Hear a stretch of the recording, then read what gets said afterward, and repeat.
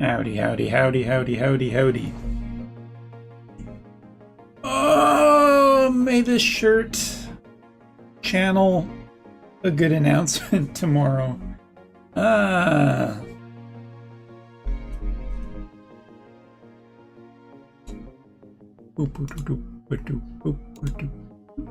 love Deus Ex music. Great video game. Great video game. Where's the game? Why is the game not being captured? Captured? Hey, why? I have it up, not doing the thing.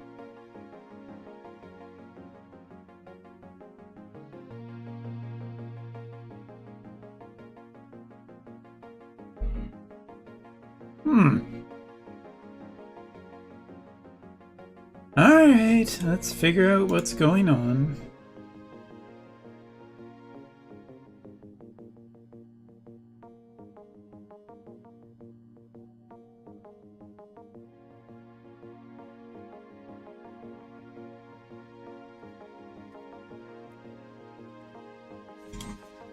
I've had this problem before where it just doesn't capture the game for whatever reason. And I'm not sure what it is.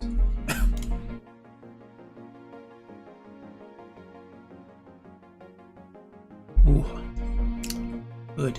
Good! Not the situation, but the drink is pretty good.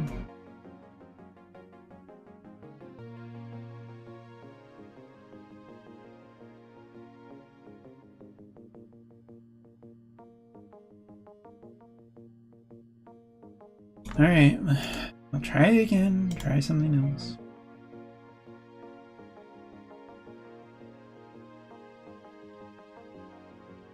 That's not MTGA. That's not MTGA at all. OBS is capturing itself, saying that it is capturing MTGA. That's not how that works.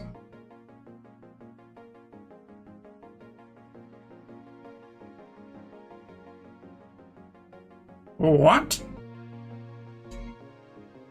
Is OBS just being really stupid today? I think OBS might be being stupid.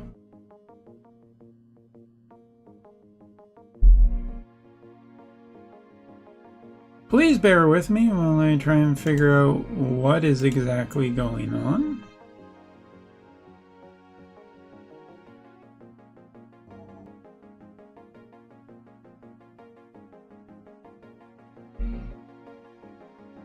Maybe I have to reboot MTGA. Let's see.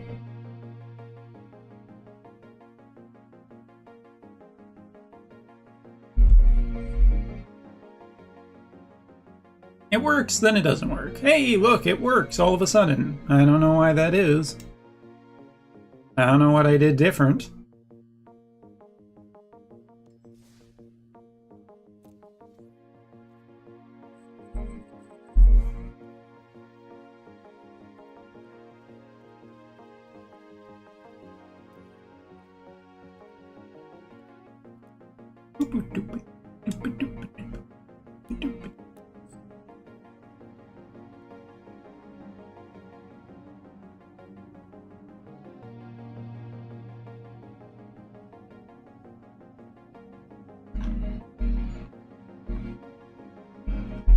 Look at that Moogle.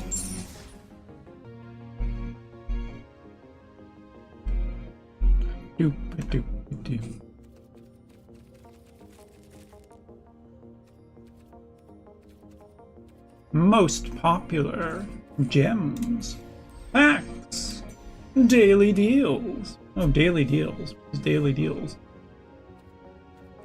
Specific cards?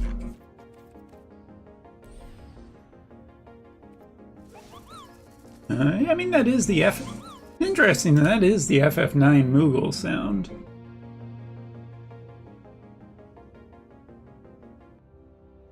We also have double music going. We don't need double music. It is cool. That is so the Moogle sound. Alright. So this is day 3 of learning MTG. The last 2 days have been interesting, to say the least. Starting off, just getting into the very basics. Day 2, picking up some more stuff, trying out some more decks, getting very frustrated and upset, we'll say, with certain color combinations. And now day 3. Day 3 today is maybe building a deck. It might be building a deck. And it might be doing some other stuff. What is all of this? Timmy? Timmy?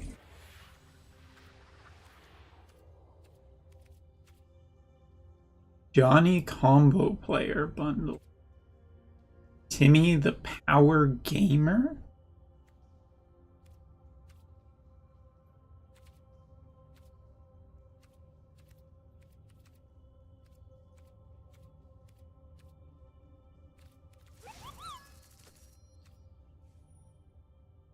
Purchase 10 or more standard and alchemy packs to earn a golden pack.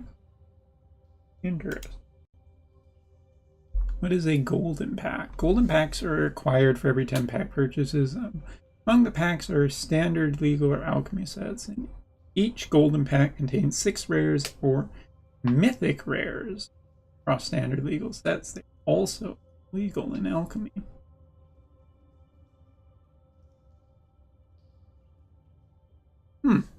So the situation going into today's stream is that I do believe I will have delivered today my first box set of packs for Final Fantasy TCG.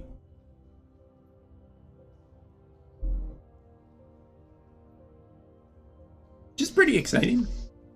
I'm excited to potentially have some card packs to open today.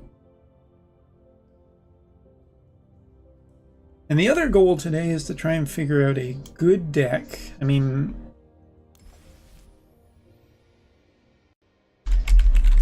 Magic Arena.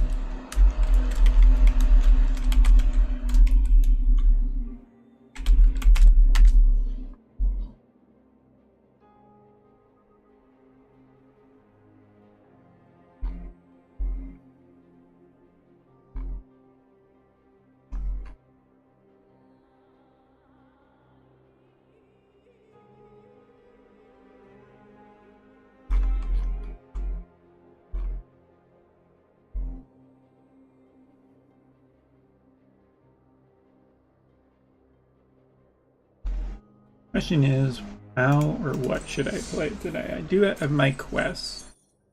20 or red blue spells, 30 black or red spells, 20 black or spells. Seems like spells are the thing of the day.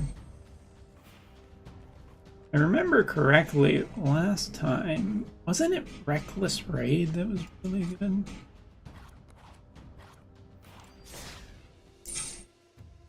Is this the one with the Cerberus thing? Yeah. Alright, we'll try this a bit. Then we'll figure out if we can make a deck ourselves.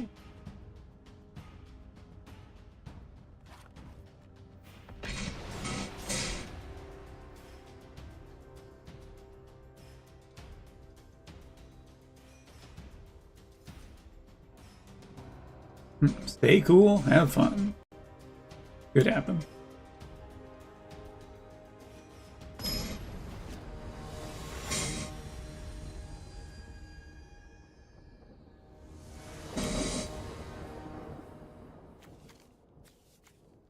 Alright, you got the worm. Hi, Topher. What's up? I guess the slumbering service is pretty good.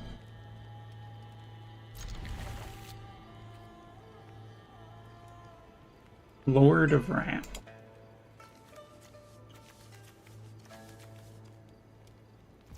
Taking it easy? Cool, cool. Oh, it's my turn, I guess. Downloading stuff onto Switch 2? You got your Switch 2? Congratulations. What is that? Okay, I guess it's better to summon this.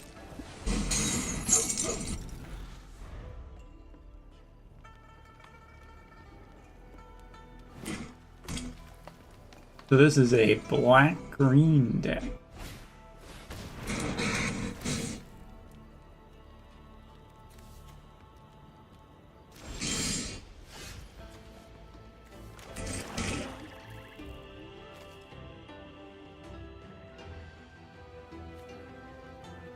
That's an enchantment, not an artifact.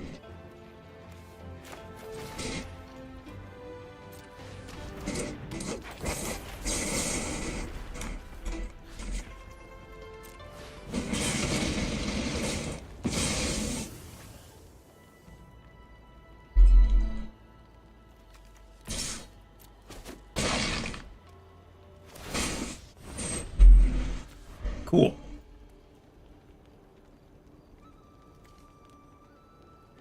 If I can get, boy, if I can get 3 more shadows, or no, 2 more, 2 more. This is a mythic creature too.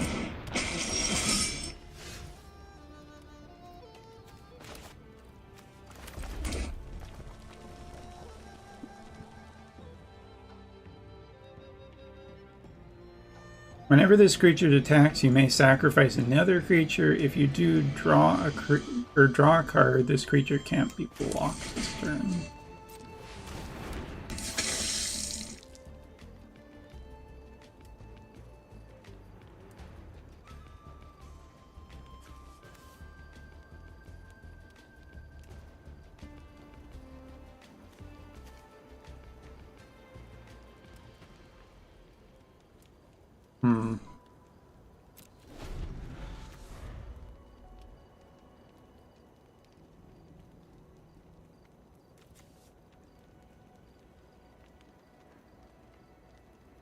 I could attack with a Vampire Gorman.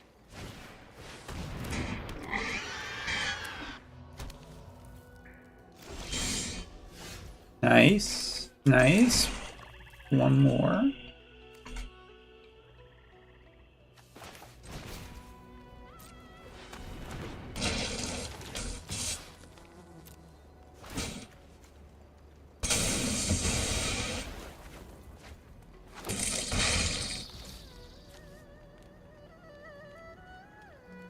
Whenever she enters, put a 1/1 counter on it. Right at the beginning of your end step, if you attack this turn, return target creature.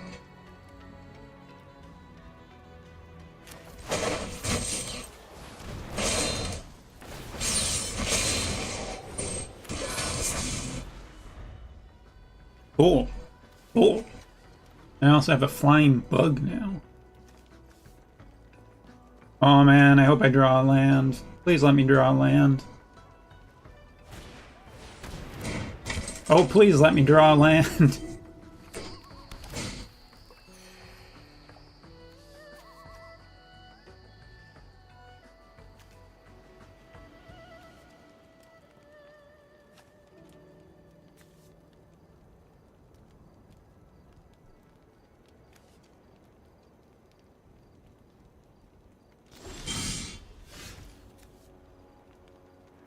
Almost.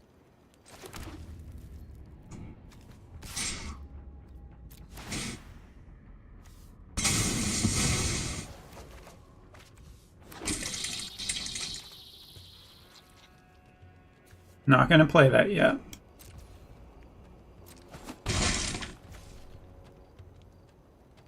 Gonna hold on to it.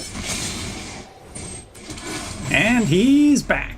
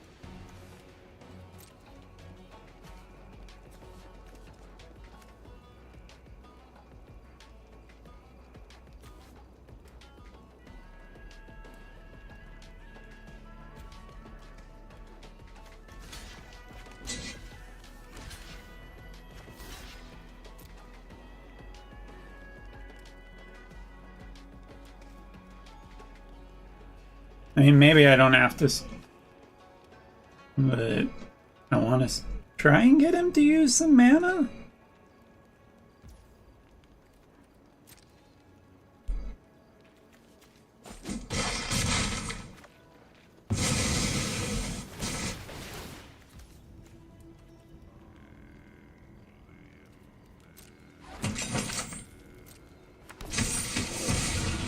Oh, wait, that comes back.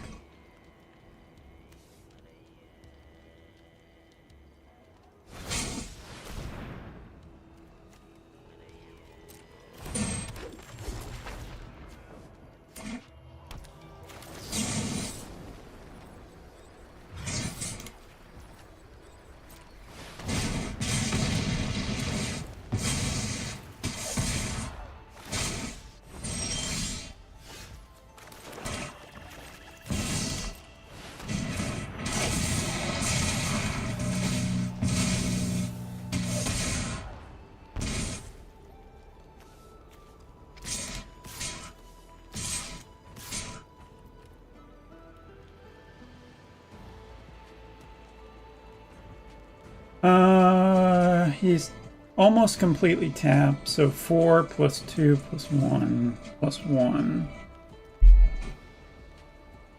If I act with this. Oh wait, yeah, I can attack you.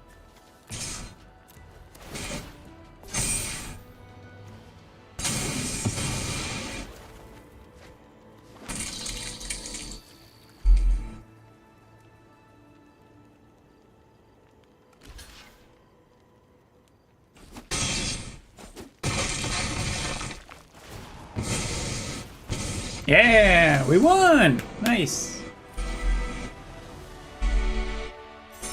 Yay!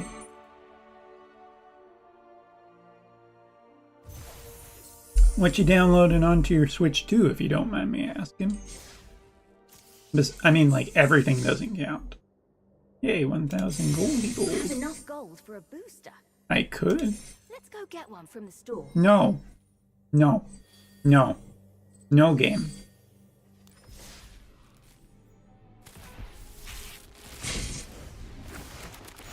Ooh, we got a mythic too. Today doesn't suck. Rugged Highlands. A lot of updates for my games. Mario Kart. Ah, yeah. So you got the bundle, did you?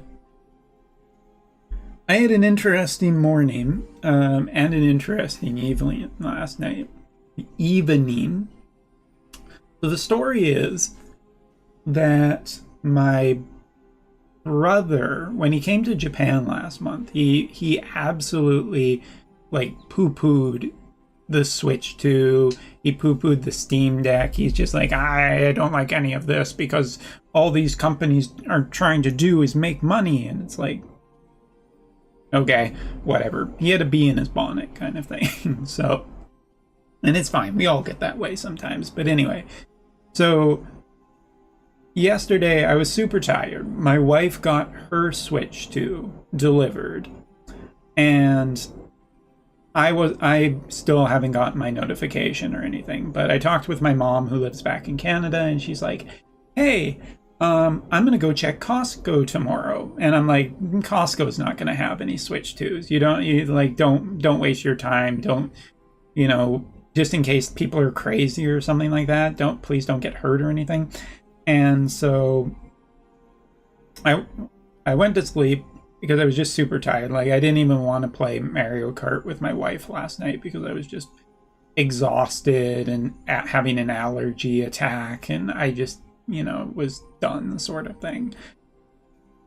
So my mom messaged me at 1 in the morning and sent me a picture. And Costco's in Canada apparently have tons of Switch 2s, like the Mario Kart Switch 2s.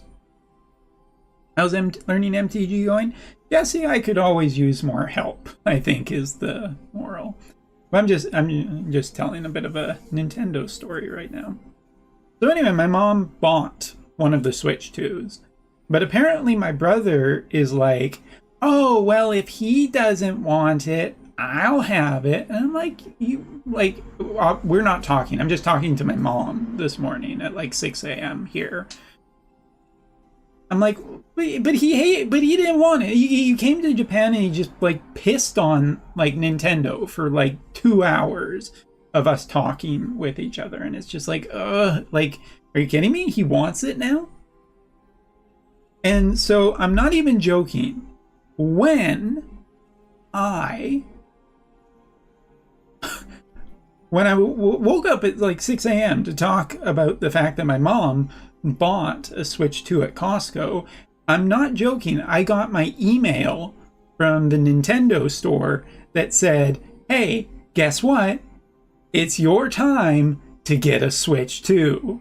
And I'm like, oh my God, are you fucking kidding me? Like, for the last few weeks, I've just been like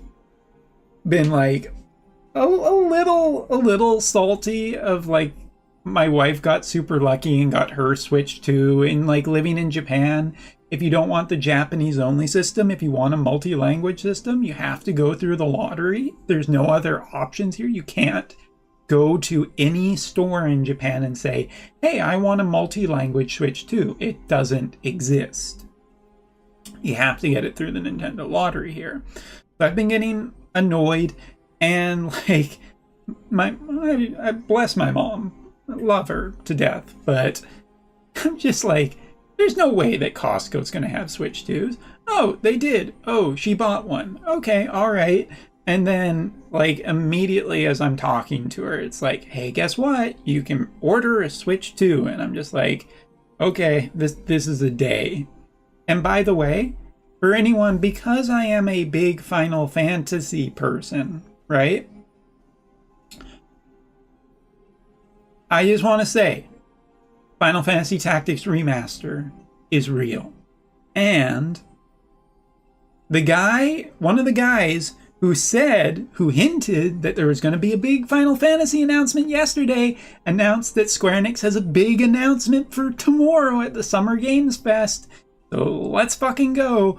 And the same guy who's been right about a ton of leaks said that Silksong, the Hollow Knight sequel, is coming by the end of the summer. This week is something, man. This week is something. And yeah, for those of you who are just joining me, today, apparently my first box of Final Fantasy cards is going to be delivered. That's what Sagawa is telling me.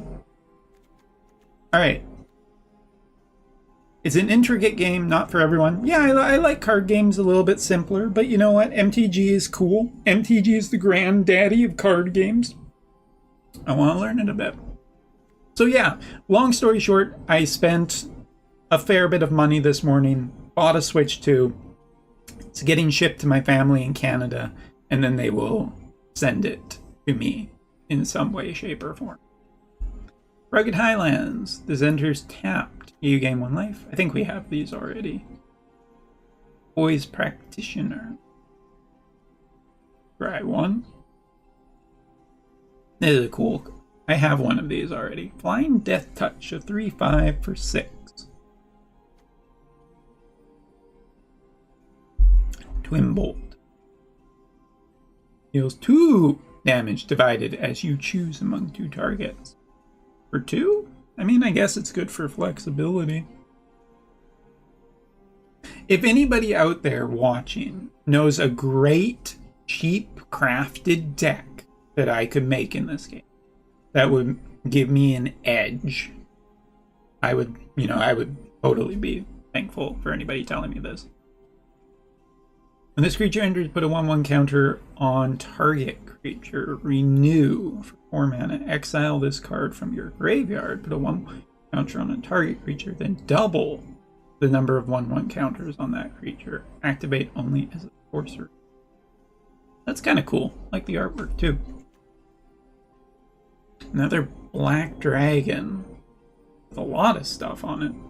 Flying Ward. Ward, whenever a permanent with a ward becomes a target of a spell or ability your opponent controls, counter it unless the player pays the ward cost. Pay 2 life. When this creature enters, remove all counters from up to 1 target creature. Oh, that's cool! Because I've been getting beat down by some of the stack counters creatures that exist. So this just removes all the counters. I want to play the basic format. I don't want to spend, for example, I'm into the Final Fantasy card set because it's Final Fantasy. It's a cool collector's thing. But I don't want to... I'm not interested in getting into, the old formats or anything. Like maybe standard is just it, or like I'm playing arena. I kind of want to just do drafting, but I don't know. I haven't unlocked drafting yet. It's the best card in the game. Well, it's the second best card in the game. Cool. Today's kind of lucky. Today's kind of lucky for old Umbra.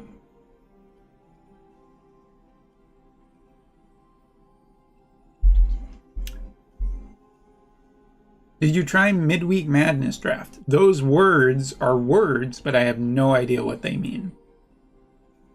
Red deck wins is always my go-to deck to teach. You will learn a lot, very straightforward, and a very good deck as well.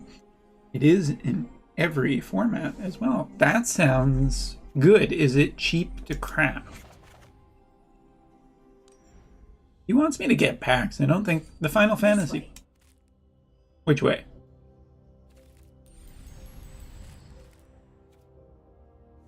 Because drafting, you get like all the cards you draft, but I can't figure out where it is.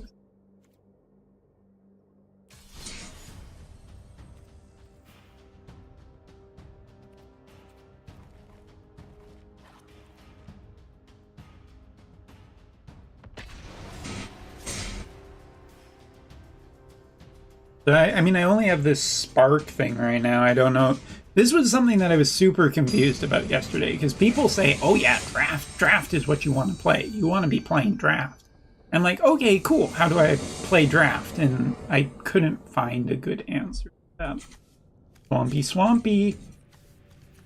Swampy, swampy. Destroy a target creature or planeswalker. Nice removal. Bloodfell Caves is also our fire. Seems good. Seems like a good one. What's the options in play? Not much as far as I can tell.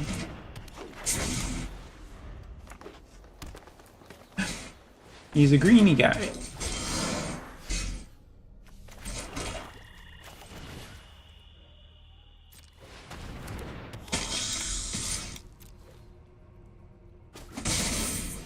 So I can kill something big.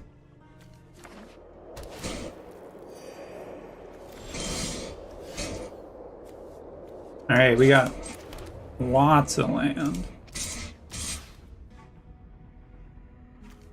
He's only going to be using that for mana.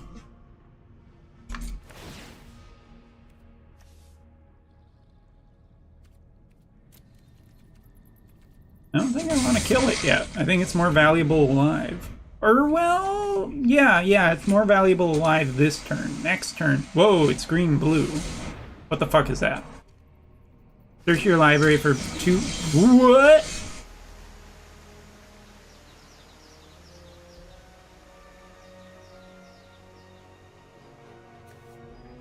Holy God.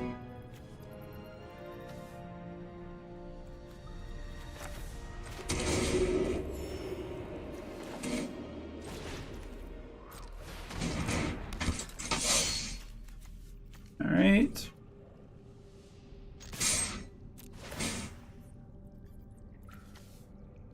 Do not blow up that. Blow up that. Draw the card. Bring it back.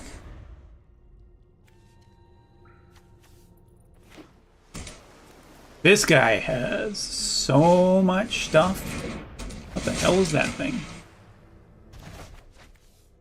Ah! That's not nice.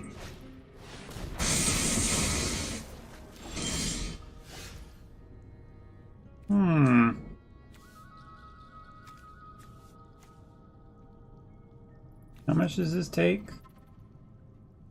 So 1 fire and 1 other, so I'm probably... I have 5. I kind of want this dead.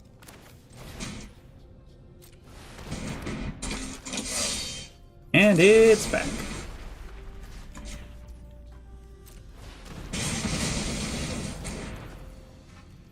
Sharky, Sharky. Here's Sharky, Sharky. And it's back.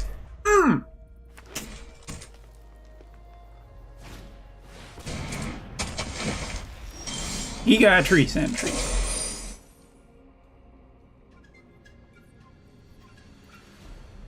So this is a kicker of 4. We want to play that down.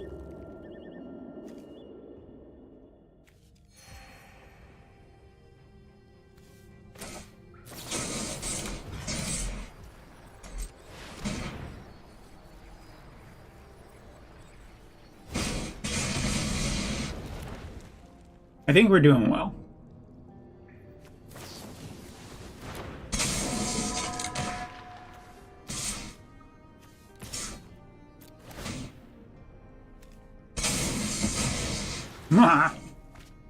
And I draw a card. And it's back. Welcome to MTG, Umbra. Hey, Scarlet Warlock.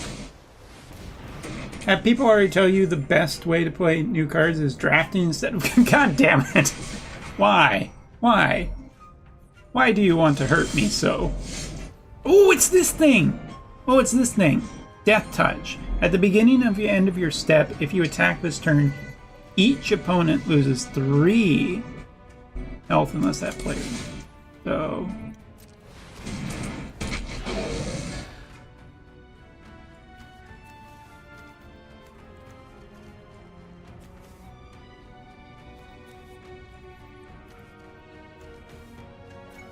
Alright, combat.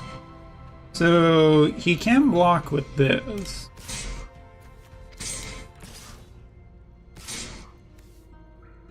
He's tapped on mana, so I think I'm okay to do this.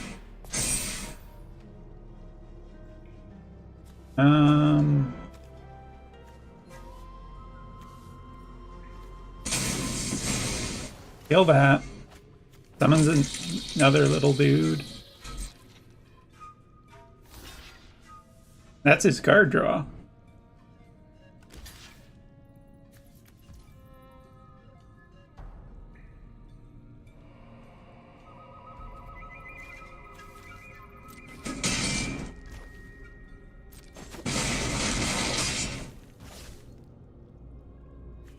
Oh, he has first strike, right? Stuff is happening.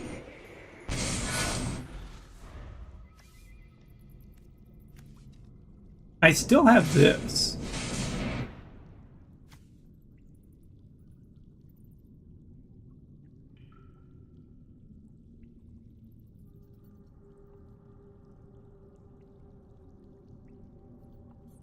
Maybe I should have killed this thing?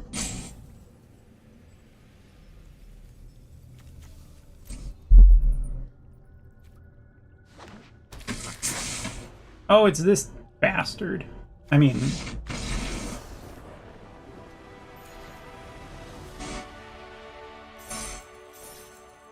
Yay. Can anyone please tell me how you unlock drafting? Come on, you get. Come on, you get. Come on. You have a wild card. Oh, fuck off. Lady, you're killing me.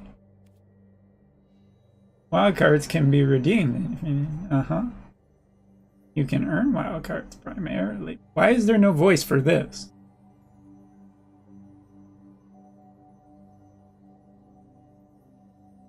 Great place to start is to clone a starter deck and modify and make it yours. That's true. If I knew enough, that would probably be.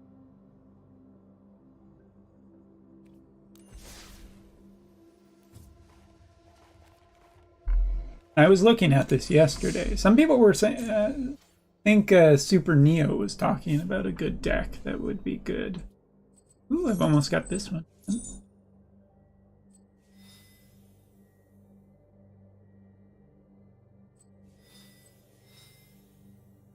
Jump in token, windmill. Still saying to do the sparked ring. 10k gold or buy gems. That's a Yeah, that is a fair bit of gold. I mean, like, I'm not going to be doing drafting until the Final Fantasy card set is out.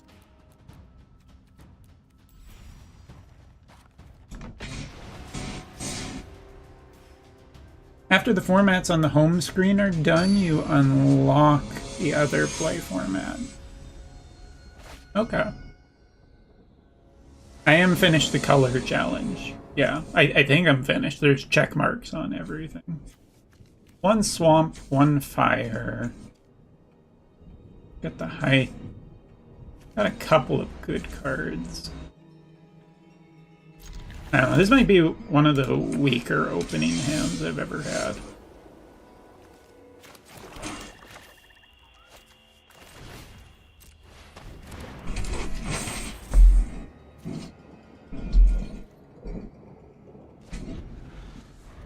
Yeah, I mean, but I want to wait for the Final Fantasy cards because those are the ones I'm interested in the most. Okay, so now I play down this land.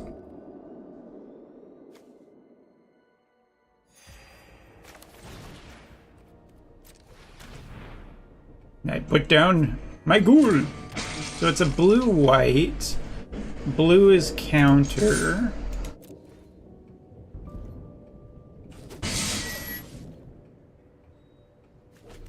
Next turn I can play down the Cerberus, as well as the next land. What?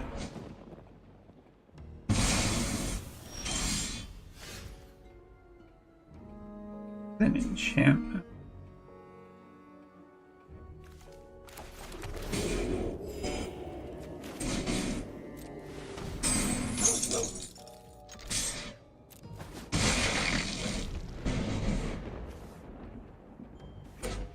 Not enough to really do too much. I might... The heck is that thing?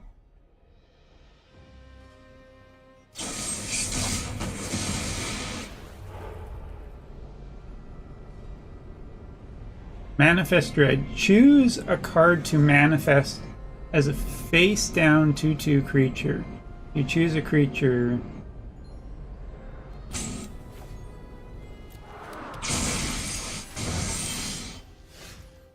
What?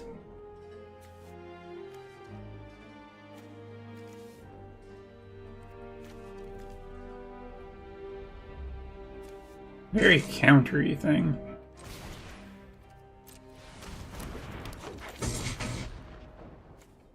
This is a good... It's a legendary creature.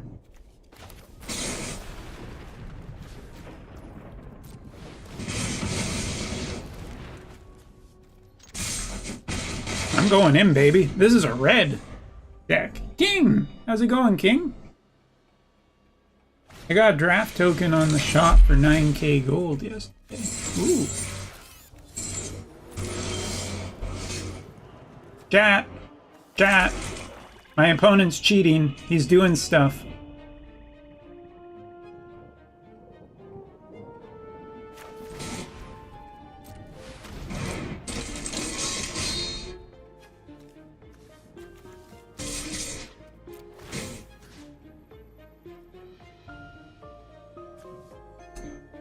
Wait, what?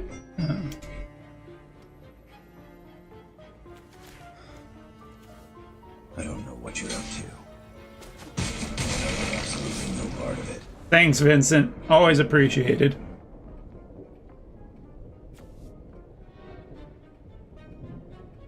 So this is like a countery sort of deck.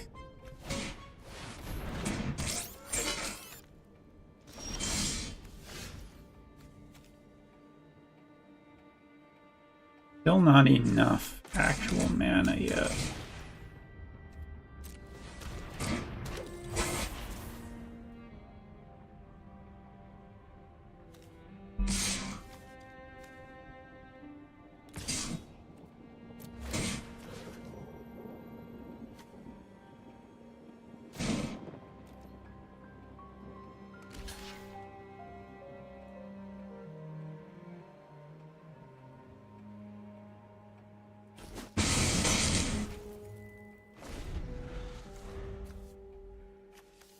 Okay, so manifesting a creature does not give me the card back.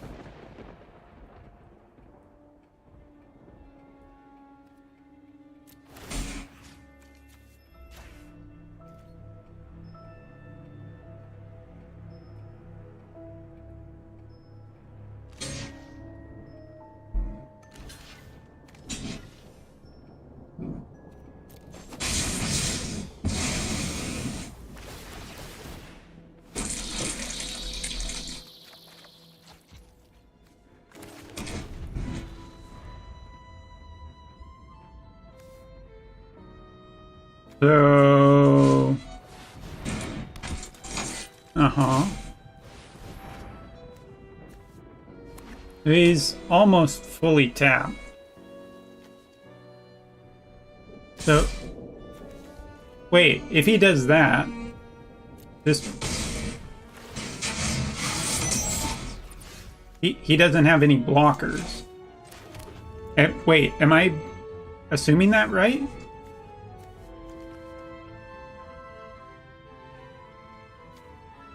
Survival.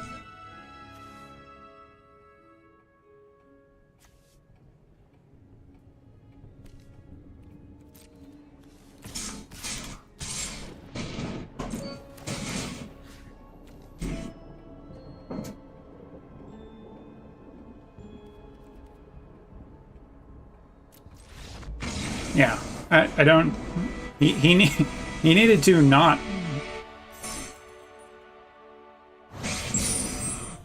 He fucked up.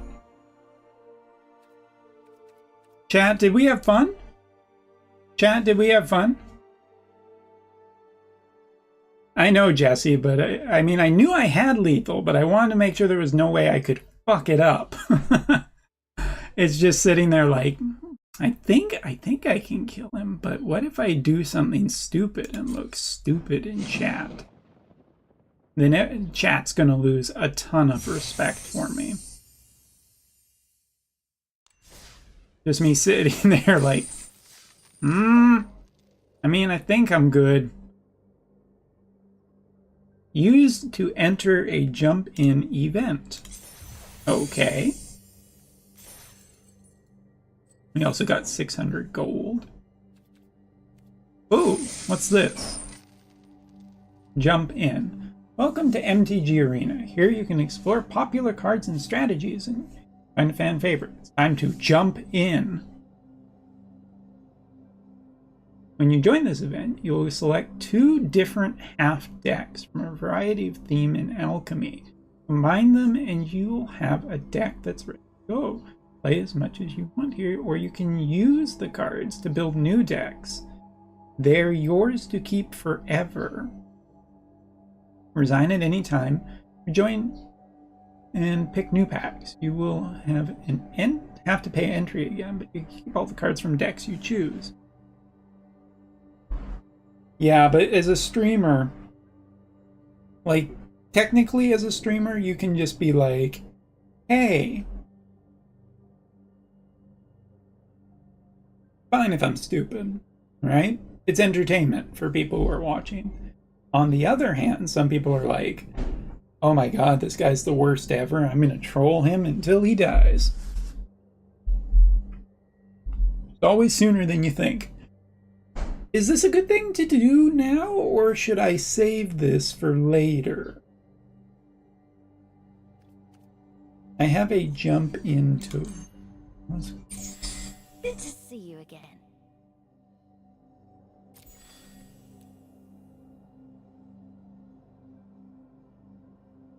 Beyblade. Events, find match, recently played. Events show you showing their filters on the right to narrow down your choices, like color challenge. Play Brawl. We played. Still nothing about draft mode. There's some really useless keywords in Jump It. It's good to use it? Okay. Well, let's try it. That's what this is about. Learning.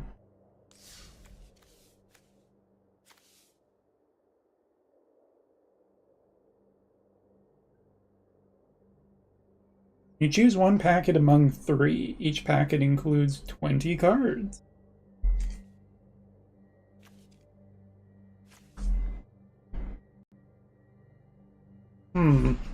Well.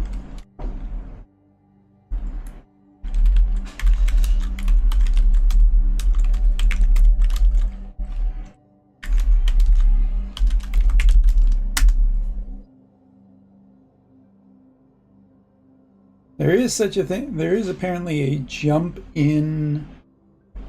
I'm looking at MTGA Buddy right now, although if chat has advice.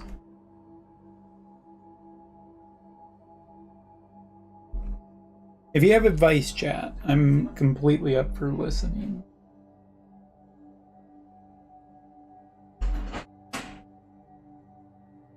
So Apprentice is from Wilds of Eldraine.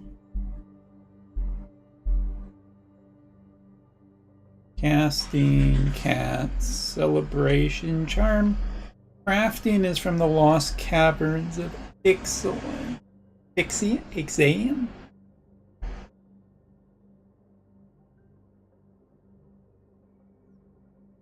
Yeah, it's very white. Don't know if I'm much of a white player. Disguise is the other one that we have. Murders at Karlov Manor.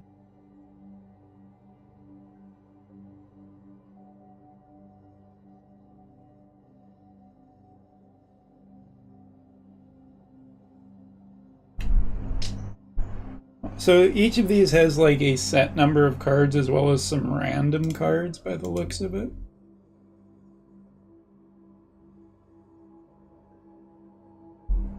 Well, Apprentice is the newest one by the looks of it. I don't know if that's good or not. This guy says like green cards and red cards. I am out. I am vibing a little bit on green and red. I don't hate blue.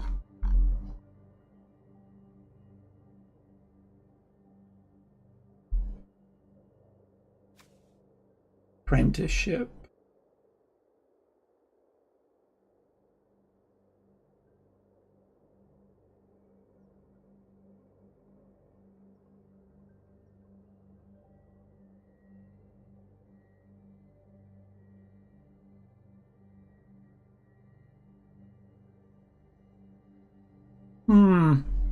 I don't have much advice.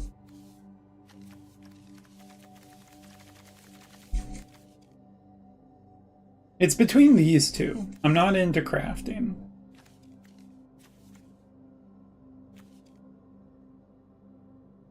Thing about blue, if I choose blue, I have a lot of...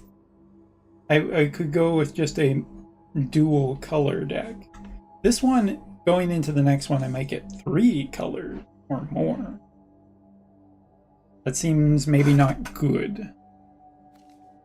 On the other hand, maybe this works in the way that if I choose this, I'll only get red and green options, which would be great for synergy. I'm going to choose red and green, and here's my reasoning. I know for a fact that green has the weapons from Final Fantasy VII. I'm kind of a green player. I'm going to choose this. This is my pack. All right, so we have elves. That's a recognizable card. Dinosaurs. Dinosaurs are cool. Face down is a weird mechanic. It seems like it's like Yu-Gi-Oh or something. Yeah, they saw the success of Yu-Gi-Oh and they definitely wanted it for themselves. All right. I was right. I was a little bit right though, because this is only green and red options. They didn't make it a tricolor or something like that. It probably would have been too different.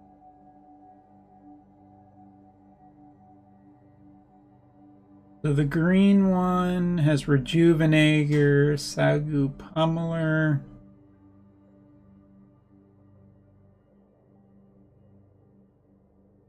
Evolving Wild. Snakeskin Veil.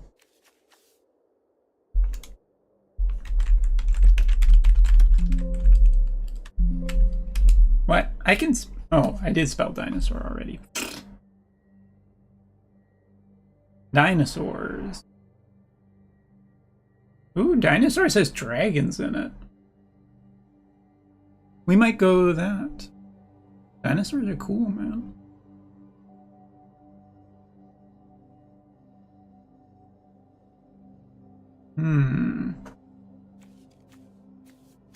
I want to look at the elves.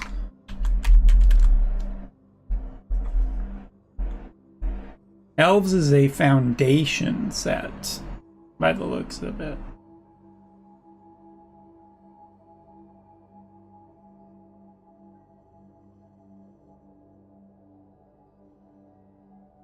Like, thematically, it kind of makes sense. Preposterous proportions. Creatures you control gain +10/+10 and gain vigilance until the end of the turn.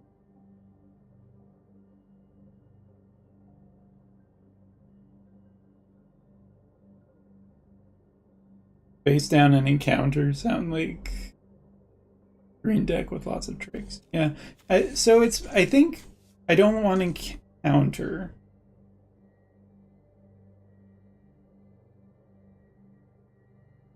I think it's elves or dinosaurs. Dinosaurs have dragons in it, which is pretty cool. But the green has some neat spells to it. I don't think it's encounter unless somebody really tells me encounter is the right way to go.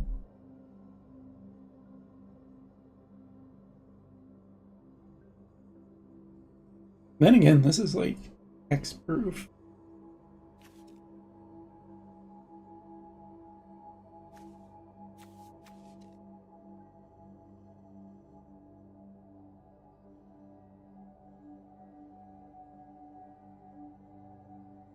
Oh wait, Elves also has the Snake Veil skin. Wait, no. This has Snake Skin Veil. No, they both have Snake Skin Veil. Elves and dinosaurs sound cool. Yeah, I'm gonna go with dinosaurs. I'm gonna go with dinosaurs. That is what I've elected to choose.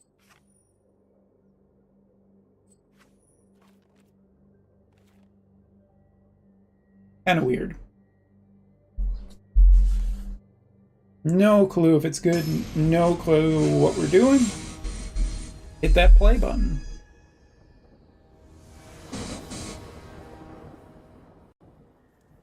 Take a quick second to check on my package. No updates yet. We have a forest.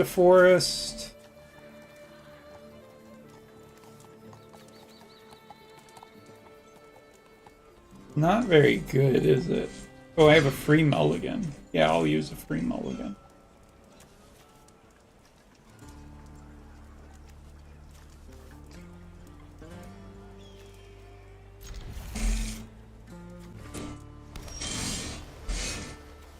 Okay, so that's good. We have 3. Yeah, I need this down first. Oh, this dude's got a Moogle. This guy's a spender.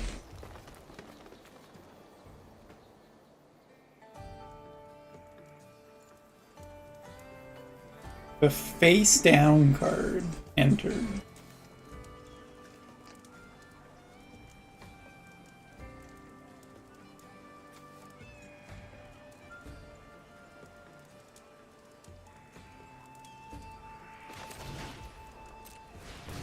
Rawr, dinosaur. Disguised dinosaurs, right?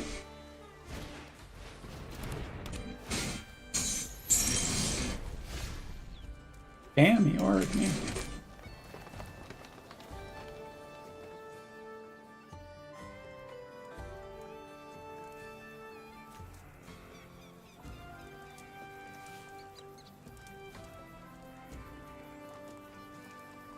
When this artifact enters, you may discard a card. If you do, draw 2 cards.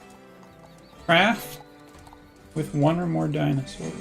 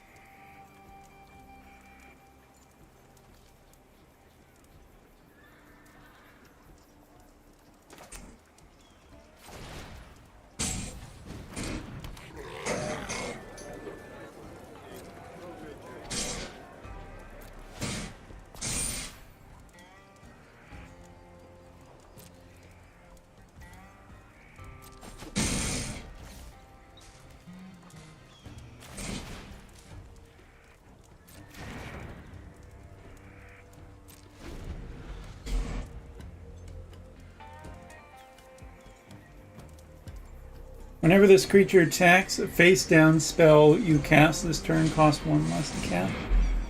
I am playing Yu-Gi-Oh, aren't I?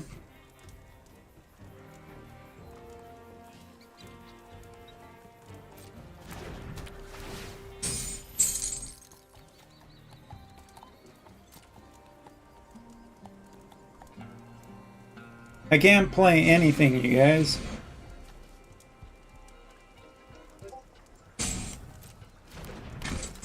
And you also got getting pinged on Discord.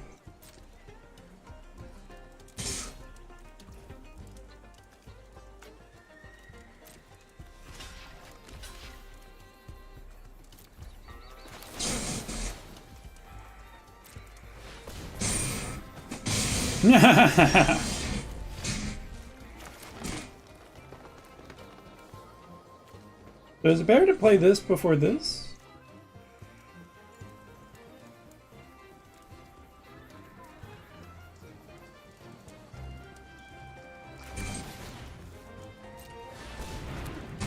I'm gonna play this.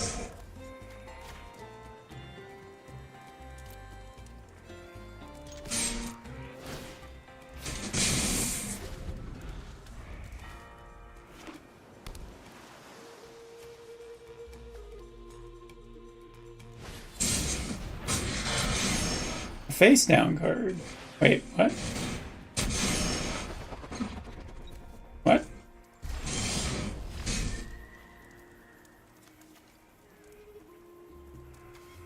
He's got a little flying dude.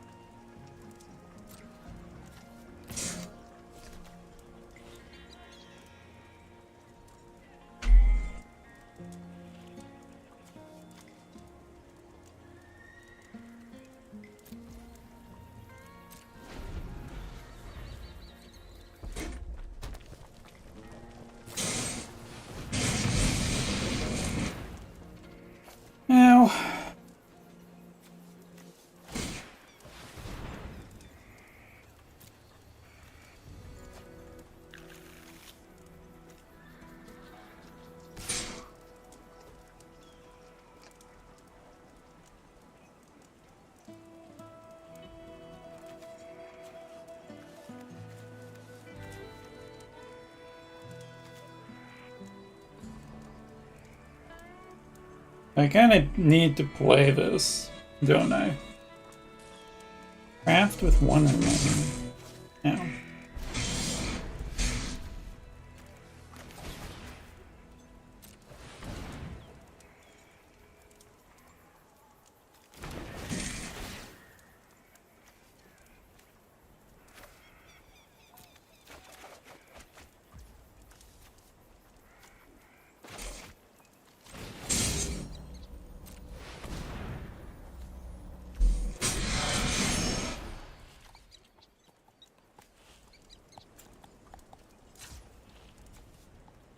And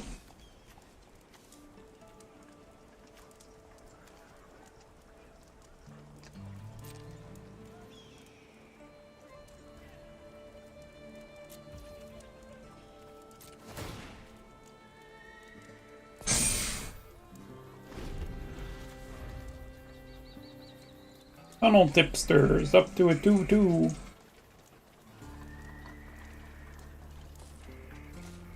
You played it too early? Wait, what did I play too early? Wait, what?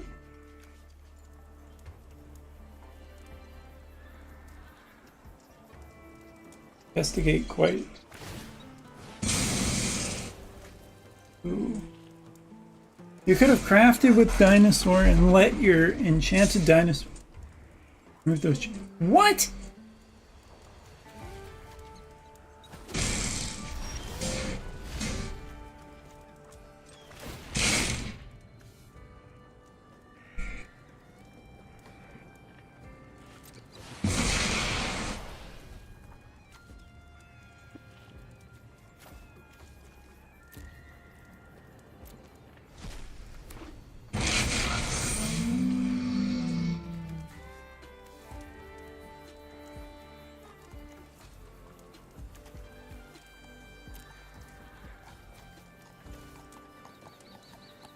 I need 7 mana? I don't have 7 mana.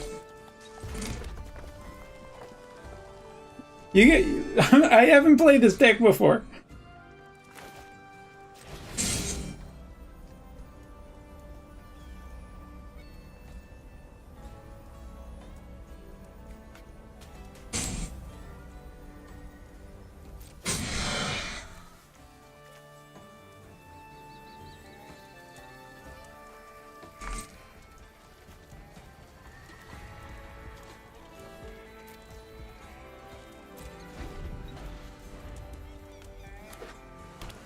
Click blue glowy things. I'm sorry, man. I let you down. And it's back. Did it? I tried. I couldn't figure it. I didn't know what I was doing. I'm sorry. I ruined everything.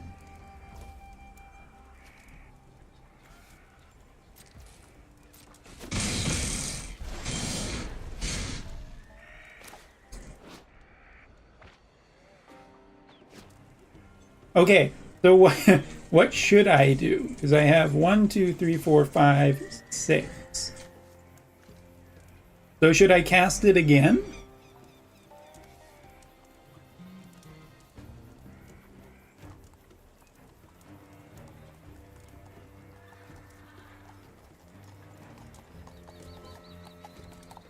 Archie, what should I do? Did I reveal my Culvet Ambusher?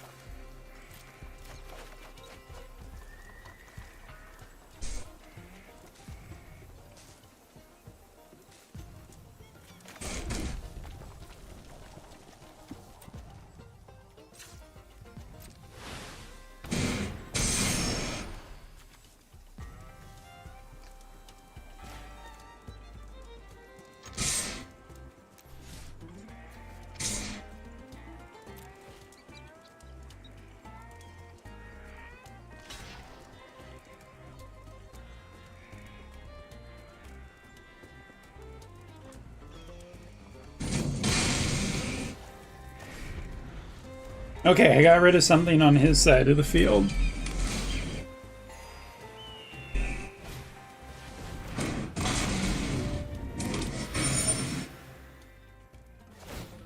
Man, he is just flying, man.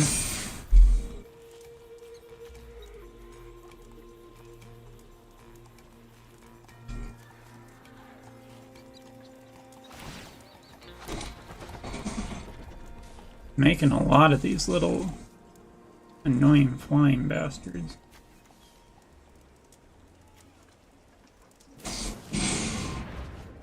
Whoa! Okay, that's a 6/7. That's kind of scary.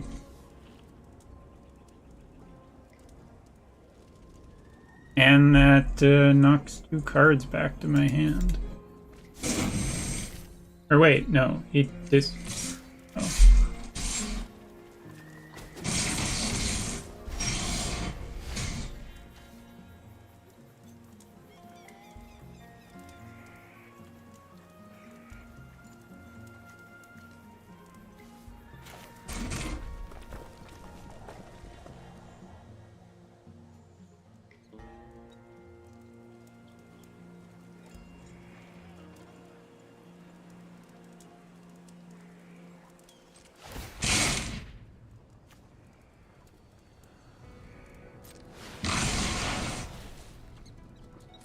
Shit! I can't do it.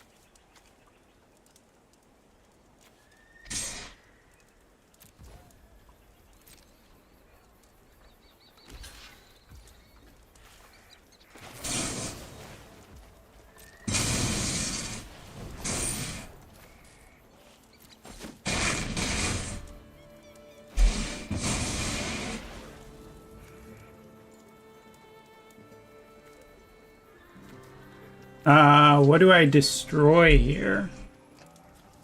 The flying tokens don't seem that important.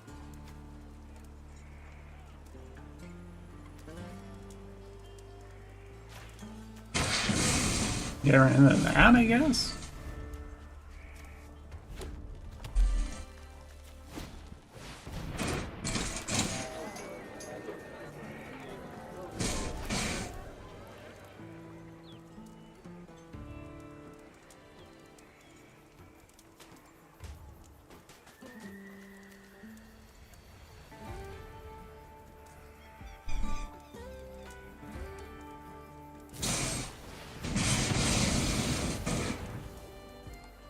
My little moly dude, he's dead. He's fucking dead.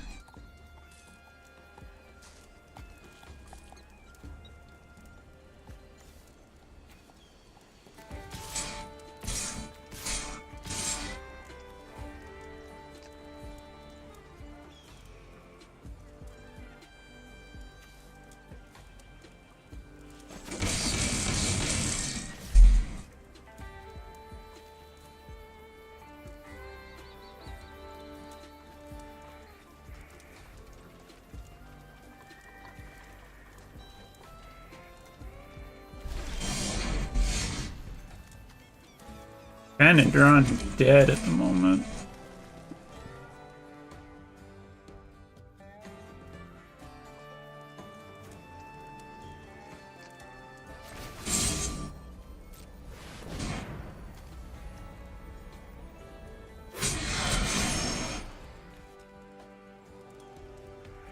I still can't do anything with this because I don't have any.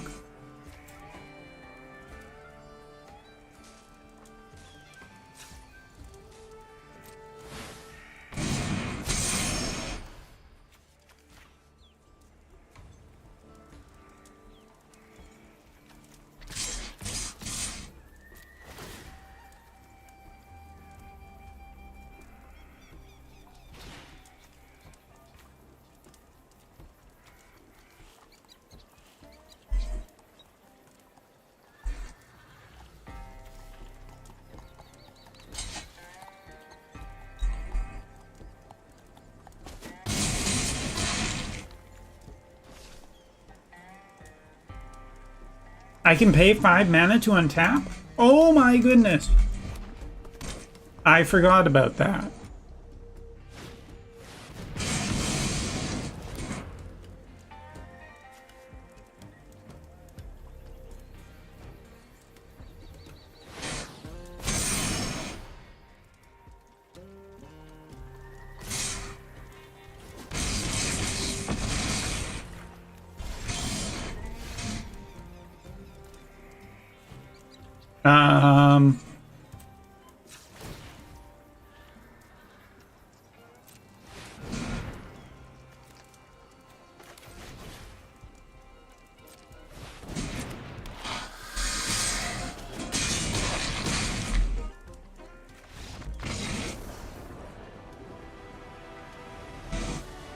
Really good thing I stopped the creation of those little flying buggers.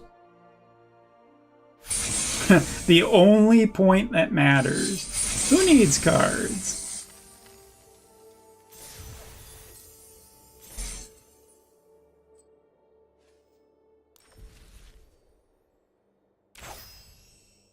Oh, what's this?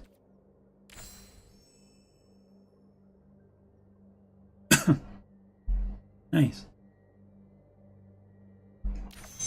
I guess I haven't finished the untap, untap, untap. You know what? I've considered those dinosaurs just completely screwed the whole time. Why am I getting pinged? Discord, why am I getting pinged? Who is messaging me?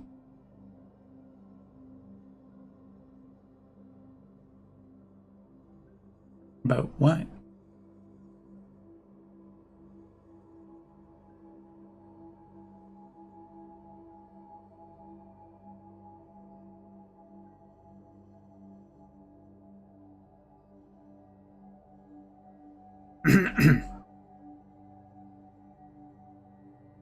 Good. It was good. Wait, wasn't there another one? Yeah, there it is.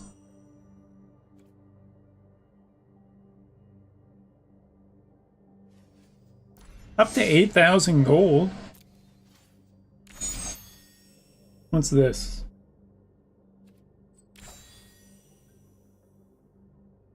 Enter 5 event. Ooh, we got a pack. What do you think? Think we got a mythic? Think we got a mythic in us? Oh, the music only starts playing if I hover it.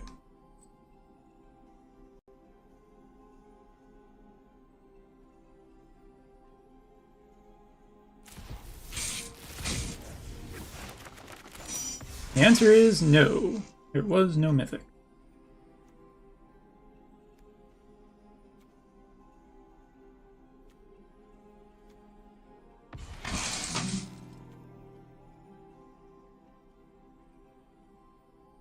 Your opponent can't cast spells during your turn. Oh, that's kind of cool.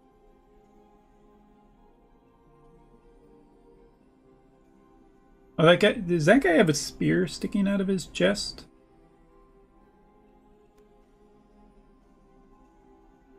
Target creature you control gains death touch and indestructible until the end of this turn. That seems cool.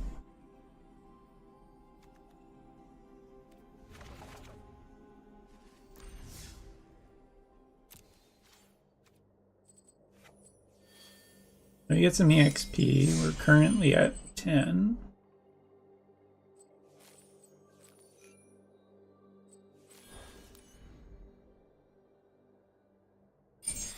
Good to see you again. I don't understand what's new. This.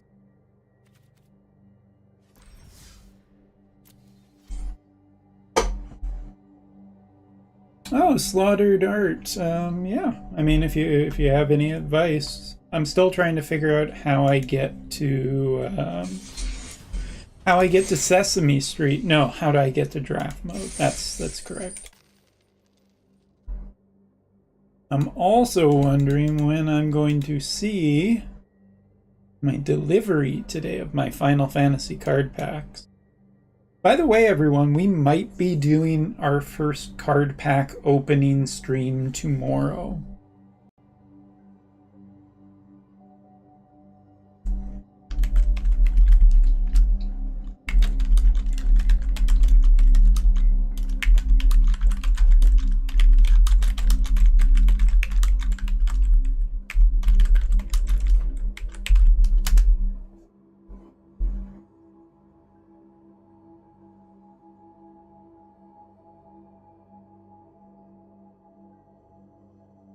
Shoot, I lost. Where's my reason?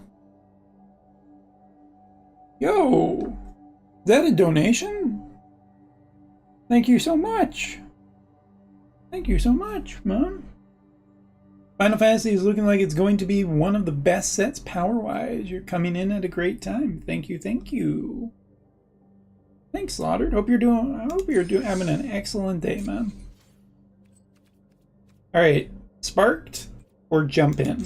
I guess we go back here, although I'm not sure what I get anymore.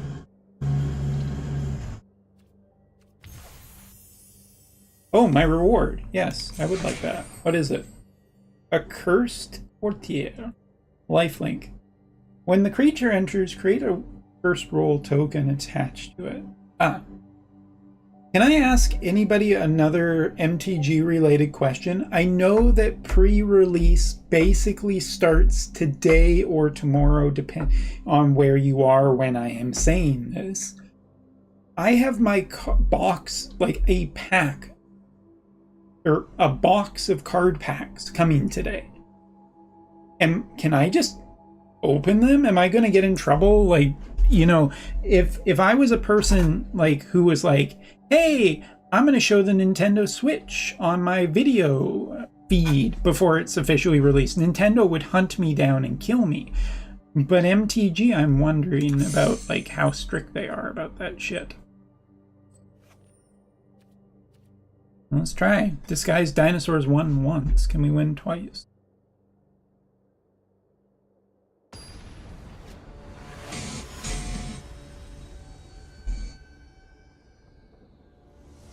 I want to open some card packs, man. What do we got? Sorcery. Look at the top 6 cards of your deck. You may reveal creature among them. 2 value or less, you may put it onto the battlefield. It gains haste until the end of the turn. Kinda cool. We can play that. Can't play that. Can't play that. Can't play that. When this creature is turned face up, search your library for a land card with a basic type. Reveal it, put it into your hand, and shuffle. Once the cards arrive at your door, you can open them. I'd say wait until tomorrow or Saturday to post it. I'll be doing it live.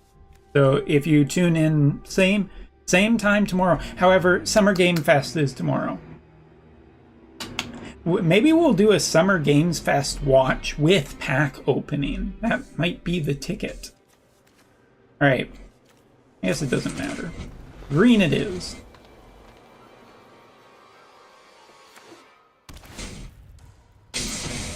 Ah!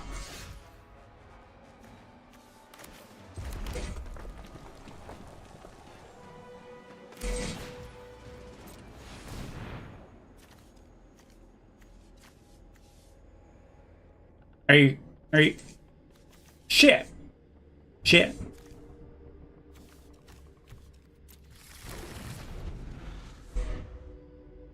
That was cool. I did nothing. I paid 2 mana to do nothing.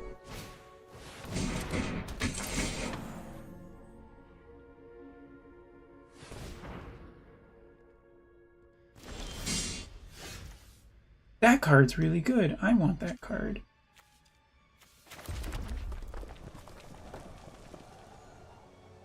Discover 5.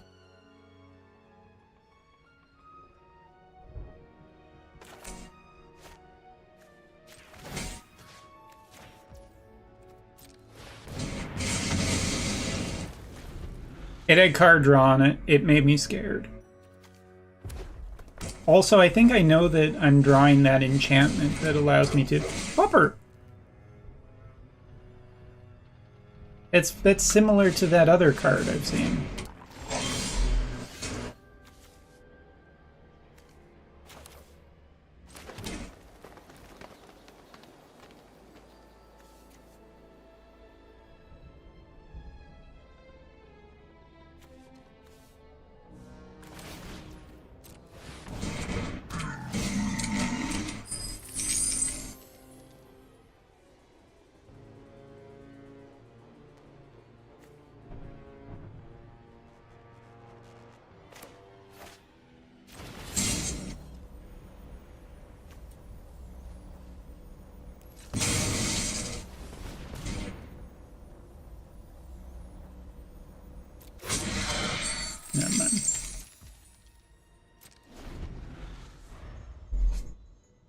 Maybe after each trailer open a pack or something. That would take 7,000 hours.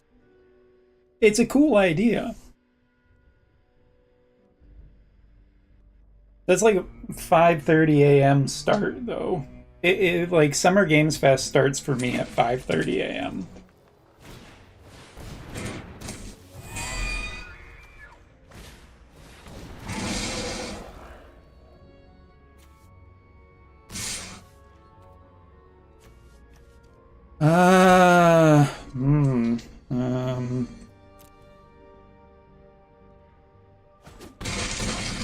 This is a very aggressive deck.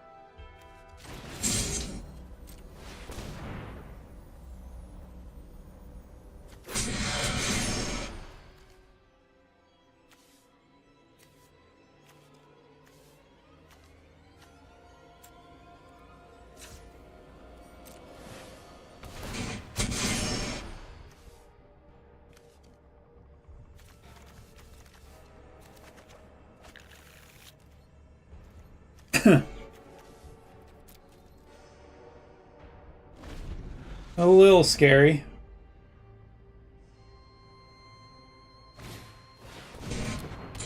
Yeah, it would have been good if I had actually gotten something.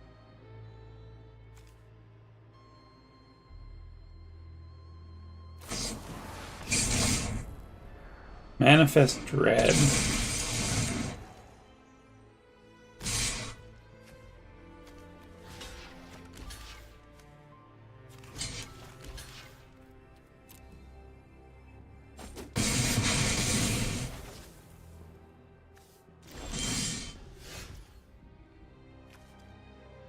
I don't have much of anything to play right now.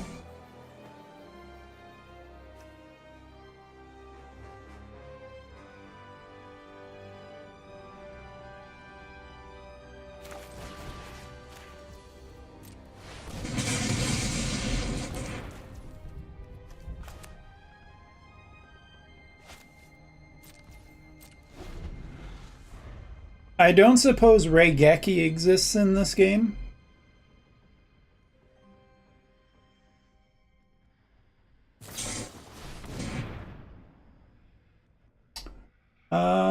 Yeah, that's GG.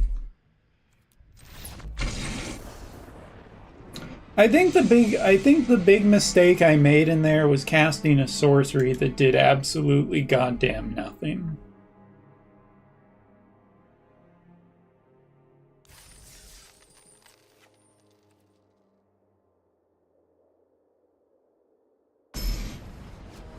When I played the sorcery on turn 2 that basically went, hey, you got nothing, it was like, okay.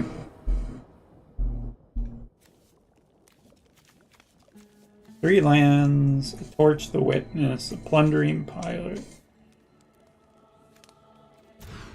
and a mulligan that. Sacrifice this land to discover a sorcery. We got some dinosaurs. We actually do have some cards we can play.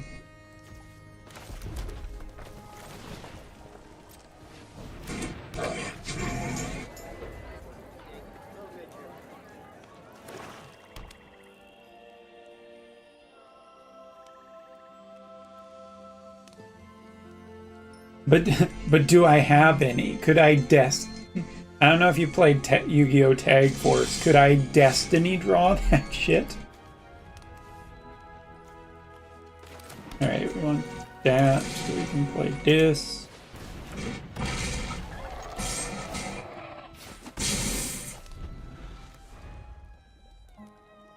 Face down spells you cast this turn cost 1 life.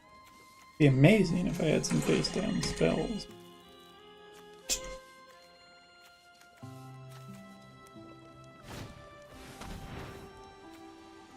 Target opponent exiles a card from their hands.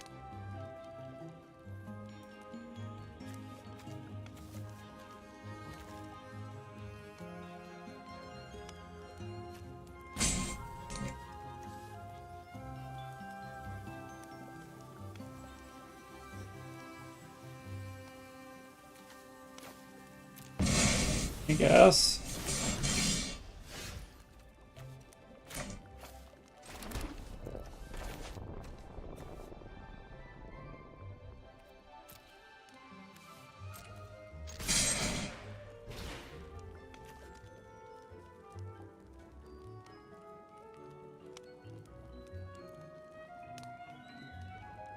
I don't really want to sacrifice a land, do I?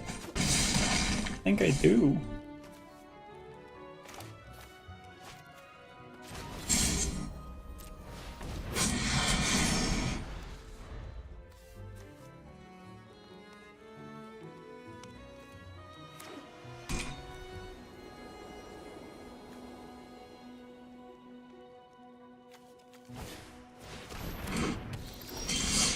A 1/3.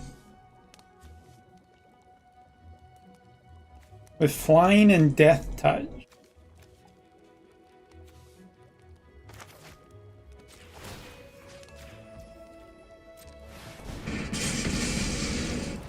Seems good to just get off the board. Down to 9 health.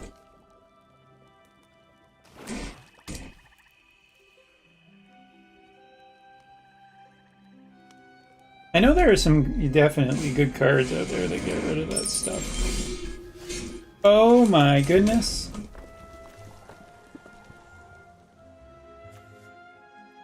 So...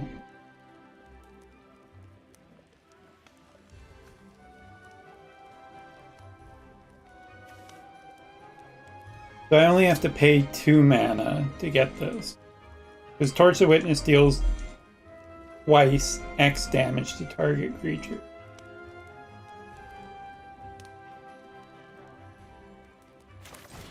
But I could pay 3. And do that so that I can get that. Now he only has 3 health.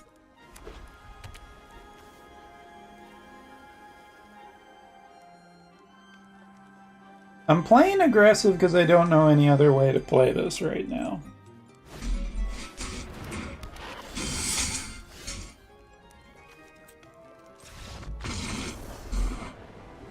I'm an aggro deck! Woo! Woo! Aggro! Fuck this guy shit. Faces the place.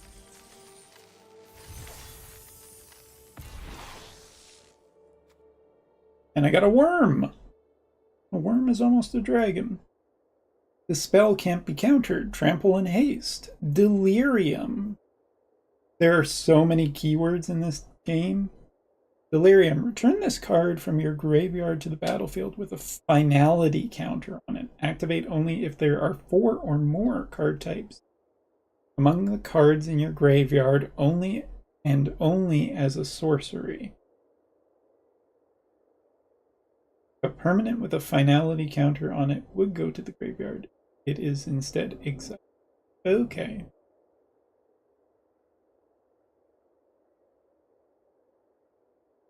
Definitely seems to be, yeah, aggro. So you pay 4 mana to return this from the graveyard. If it goes to the graveyard again, it gets exiled. Activate only if there are 4 or more card types among cards in your graveyard. So maybe that's the difficult thing with this creature?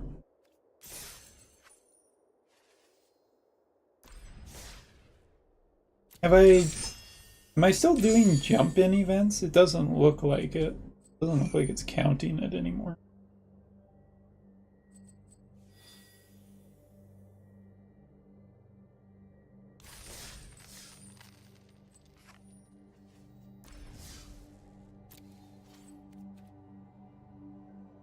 Maybe I'll go back to Spark Ranked and try a little bit more of that. I was enjoying this red-black deck, which seems to be getting me places.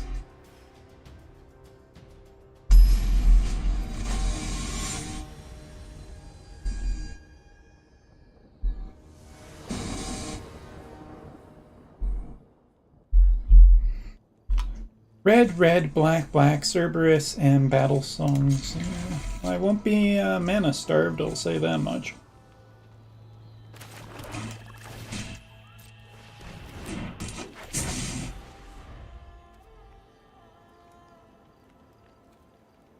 Whee!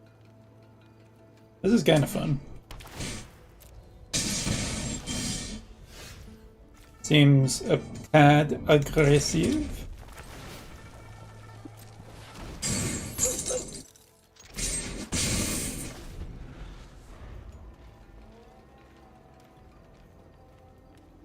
So this is the thing that you're supposed to play after you attack.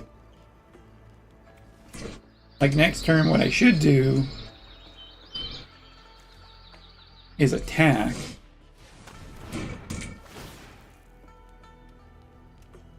Any number of target players, each discarded hand.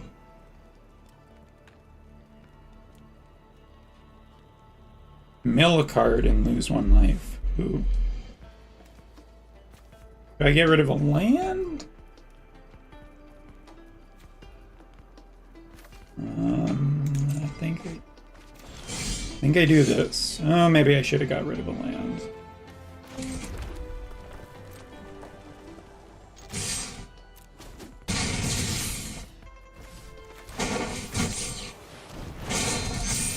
Okay, so now that's a 4/3. I played the card right.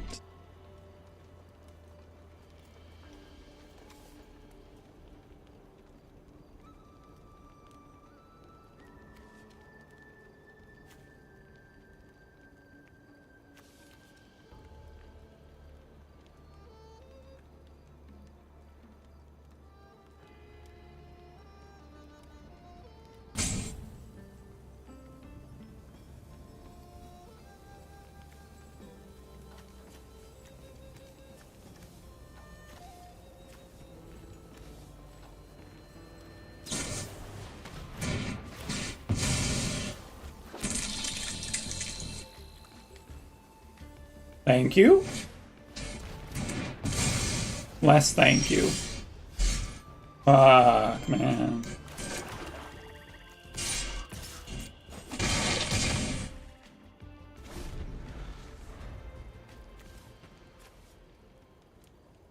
So much mana, no creatures.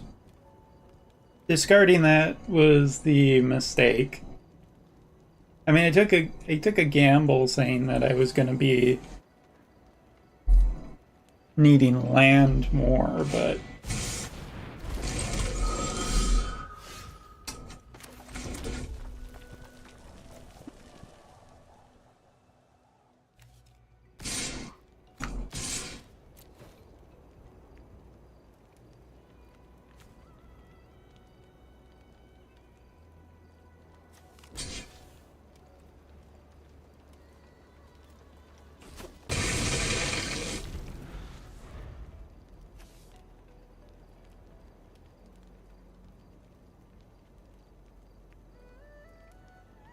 this happens in a card game sometimes. Sometimes the thing you do is the thing that was completely wrong.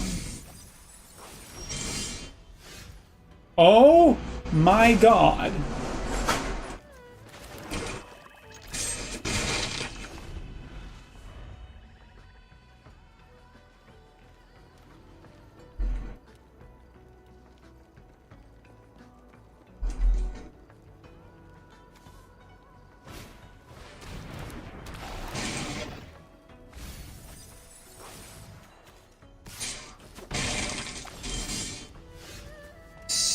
Stop it! Come on, man! This isn't funny. Where? Where are any of my creatures?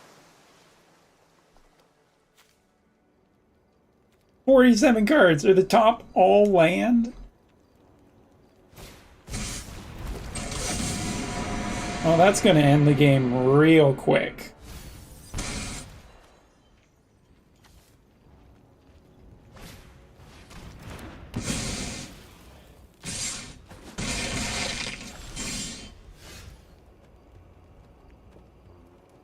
GG. You win.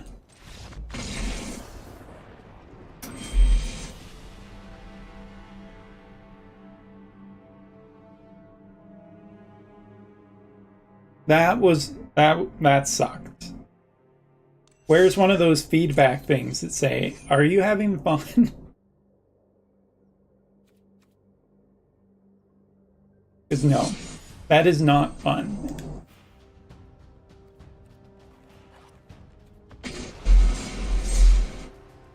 Wasn't that fun?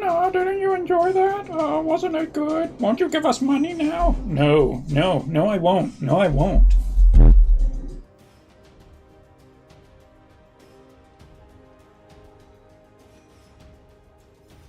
Like, I simply needed, like, card draw or anything. Ugh. Ugh. Ugh. Ugh.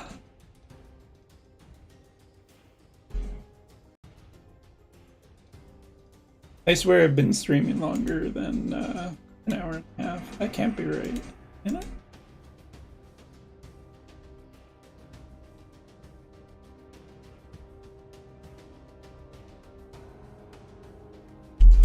By the way, dear game devs, if your game does not have enough people, put me against a bot.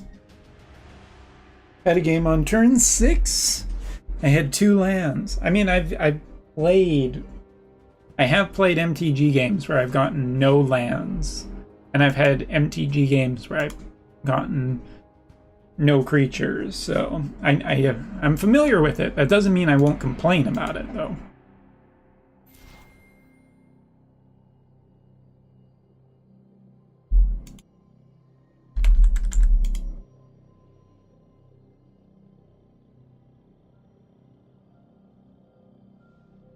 What?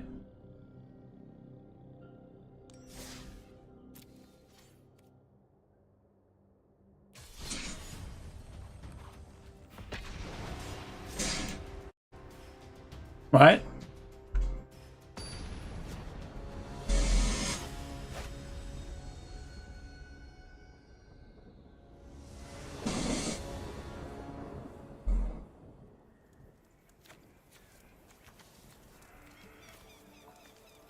This seems like a good hand.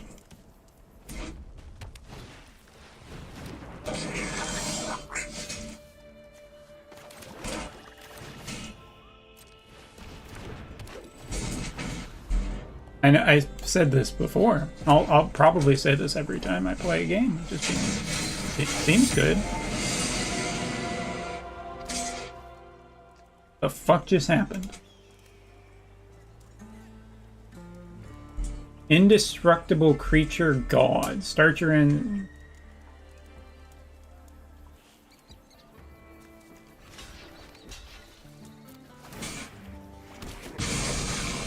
I'm just playing against the dude who's got that.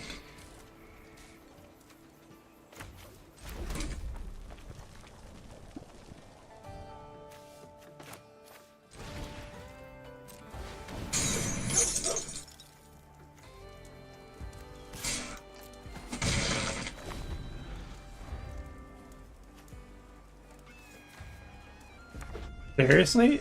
2 mana and just legendary creature, huh?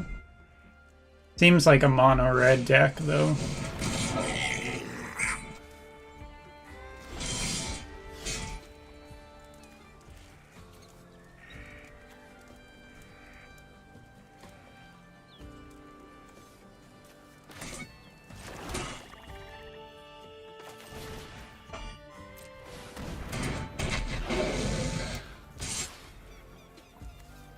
Wait, this thing's indestructible. It can just block and not die.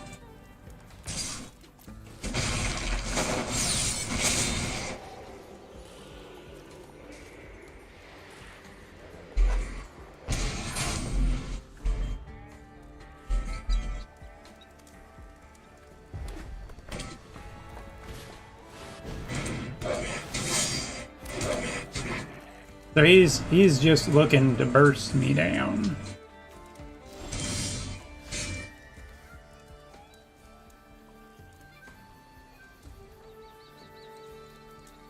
Hey, Slaughtered, if I use a braid, will it kill this thing? Can't attack or block. That destroy. Oh wait, effects that say destroy. It can't be destroyed by damage.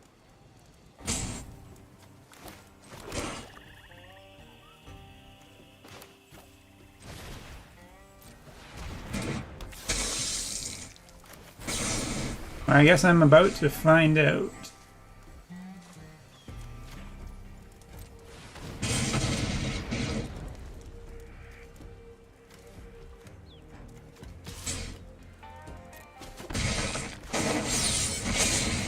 No, I can't.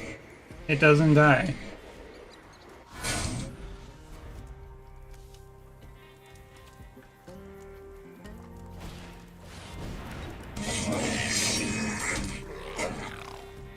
Thousand little minions. I'm gonna die by... You will need to exile. Okay.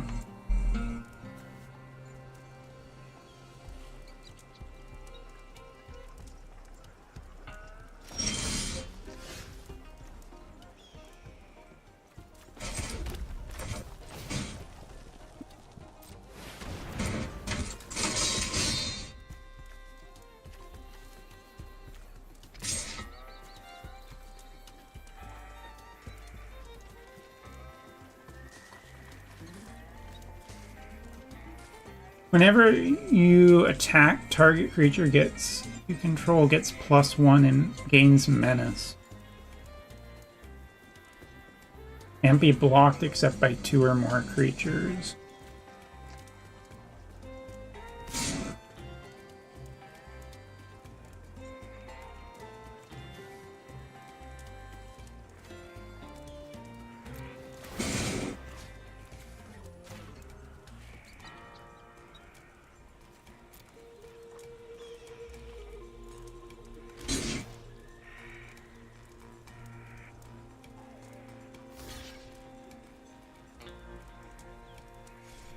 I am trying to get rid of some of his tokeny stuff.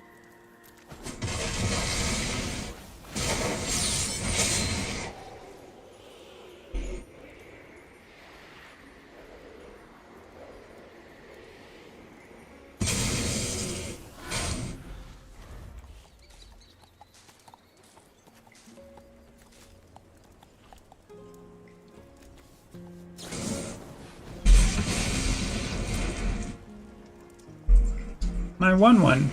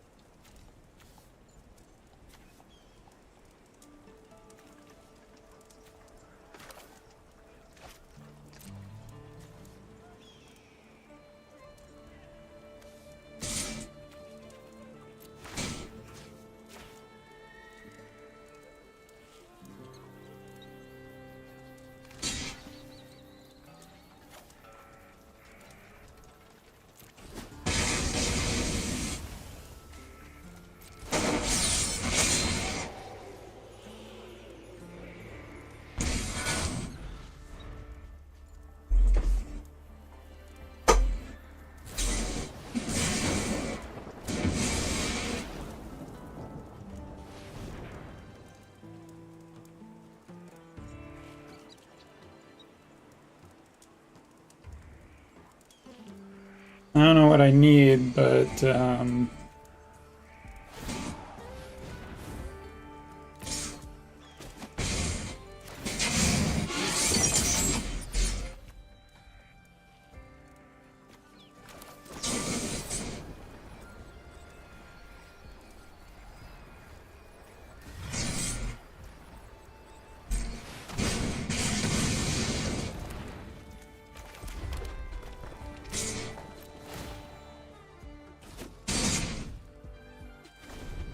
pretty good. If I had that other card still, it might be okay. Ah, no, he's got actual, like, taunts. Although he might make a mistake here and attack too much.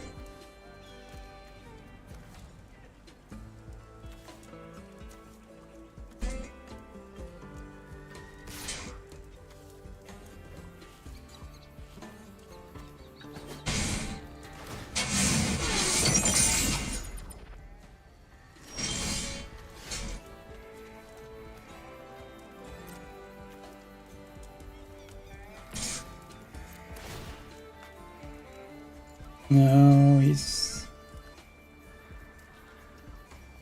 I made the mistake, didn't I? Because now he can block with all four.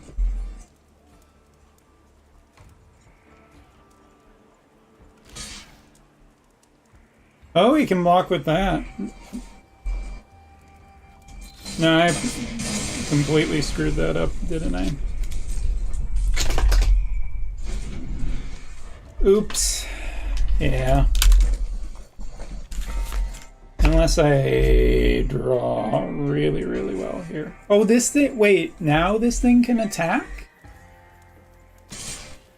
Oh, yeah, it can.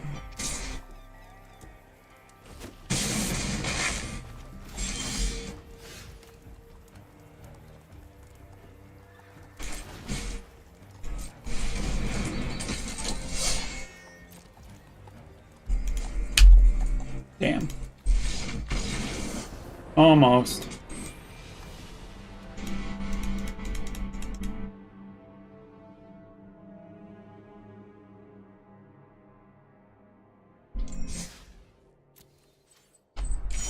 Wasn't the right cards in the right order, I guess.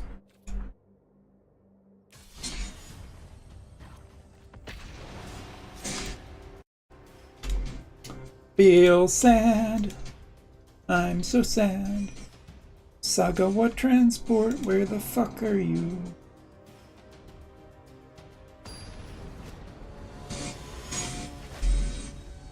Oh, hold on. What's this?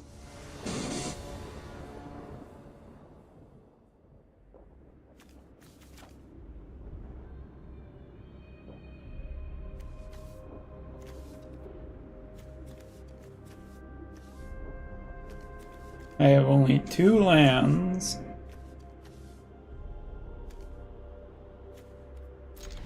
Maybe it'll be good. It probably won't, but maybe it'll be good.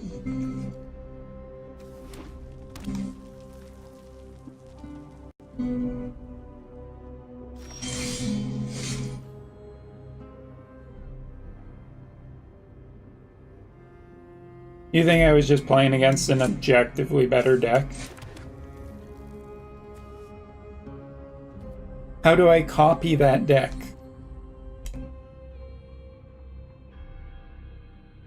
Not joking. How do I copy it?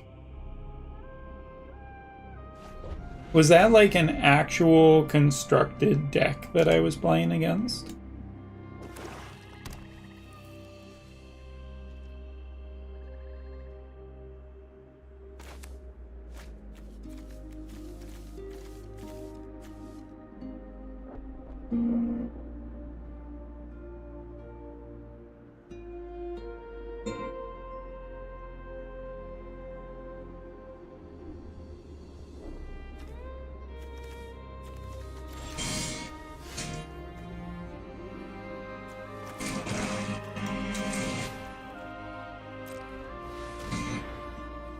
Oh, yeah, I think it was a custom deck because I haven't seen that card at all.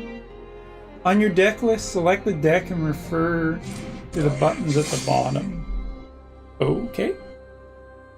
Good tip, good advice. Thank you, thank you.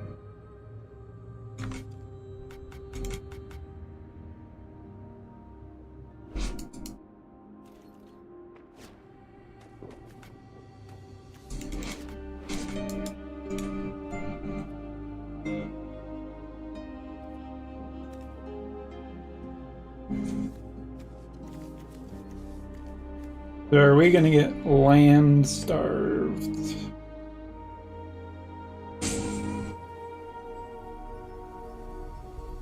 I also think the music's a wee bit loud.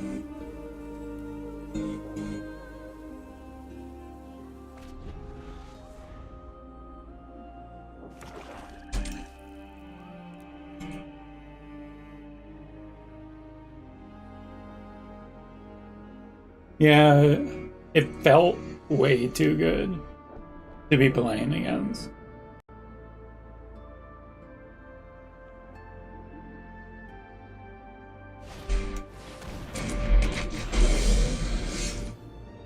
That's fucking dying right now.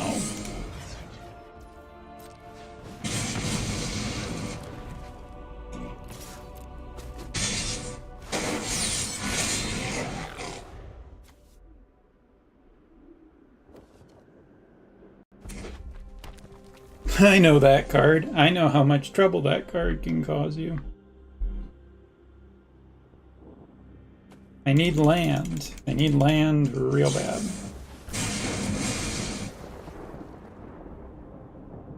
It's dead.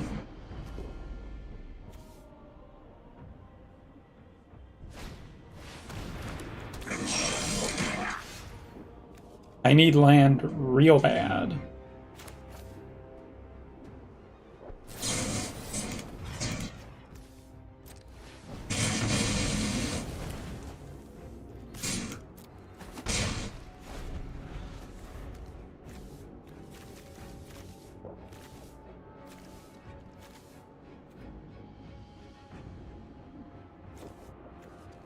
This seems to be the same deck that I'm playing, except they actually have land where I do not. Oh, they passed! Great. Wait a minute.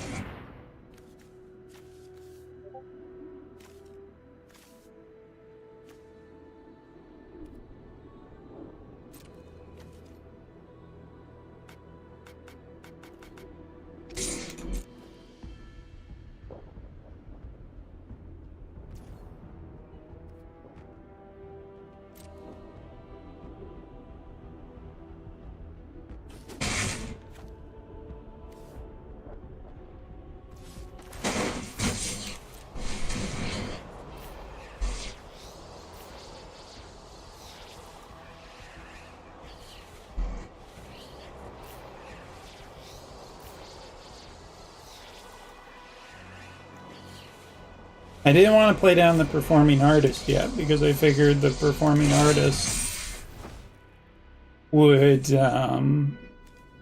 if he hasn't played anything, he still has all the mana, so if he's going to try and counter something with a spell, I'd rather this die than my performing artist, which can do way more stuff.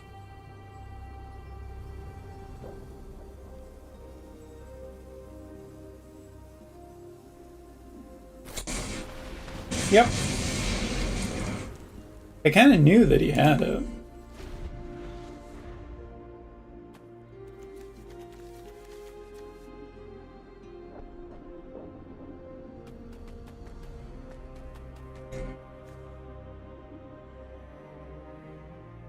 He wouldn't use that on a 1/1, but he would use it on a 4/3.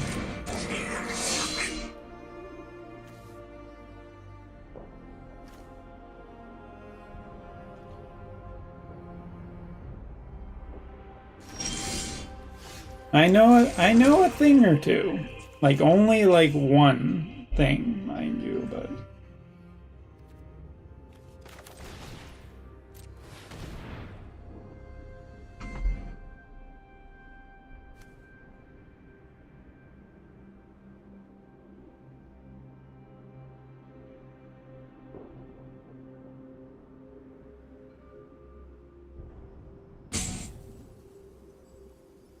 Yeah, he's doing a lot of thinking.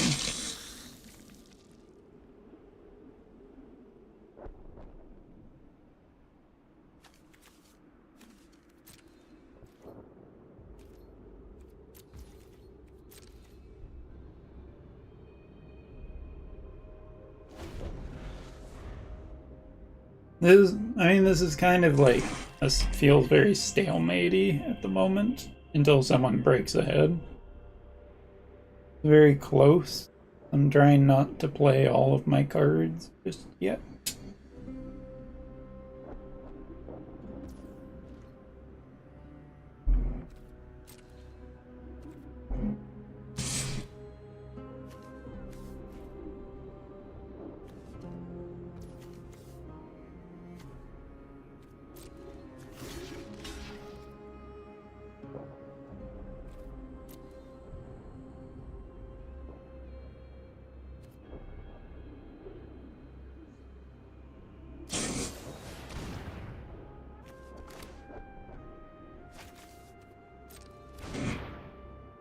Yeah, this is the same deck.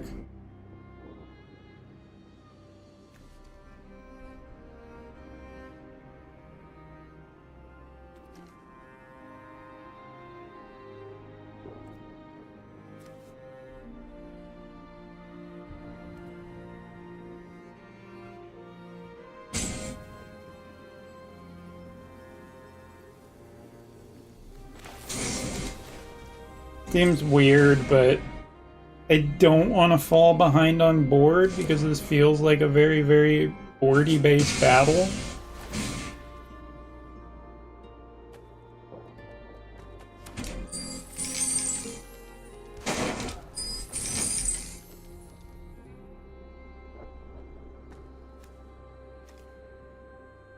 Wait a minute, what?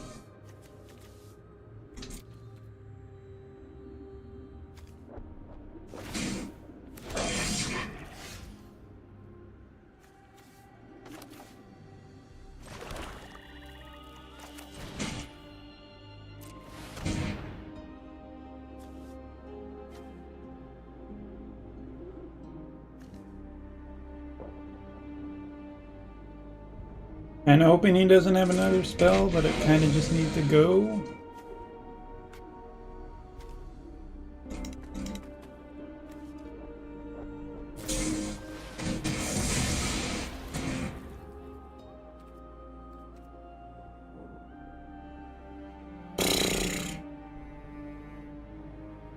Well, fuck me.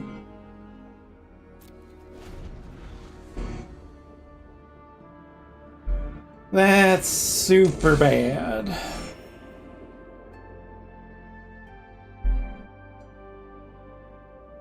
Apparently a token creature doesn't come back.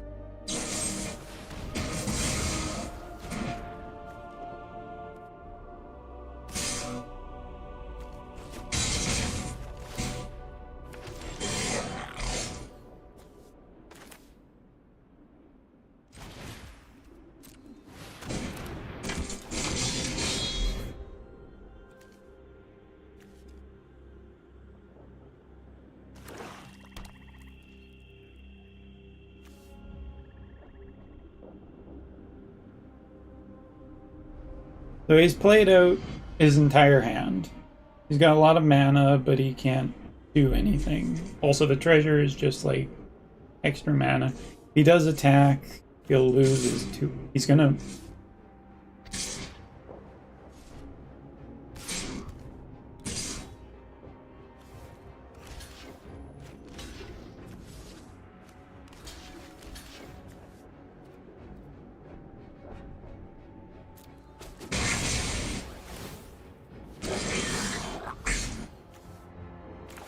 Okay, so I'm gonna play down this.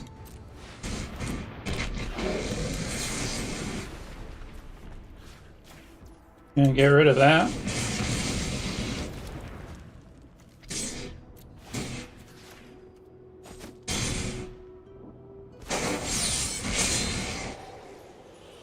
Now, what would you like to do? Get rid of one of your creatures or lose health?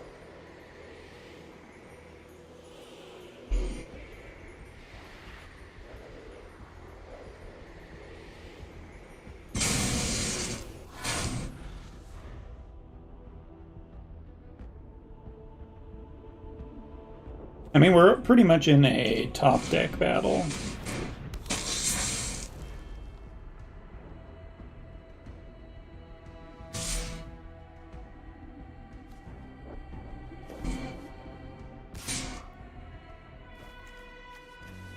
Whenever this creature or another creature you control die, target opponent loses 1 health and you gain 1.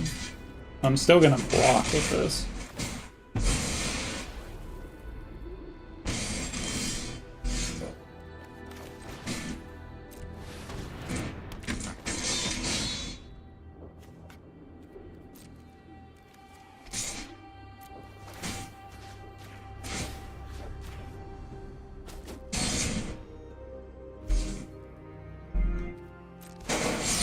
Alright, what do you want to do? Do you want to lose health? Or do you want to kill one of your things? Interesting choice.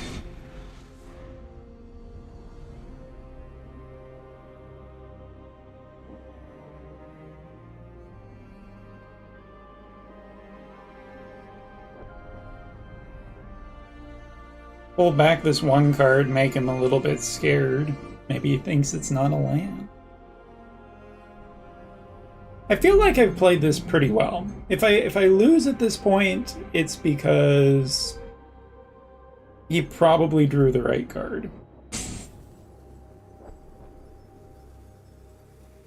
Arioli, you have done... I don't want to say good game yet, because it's not a good game. If I emote, I'm being rude.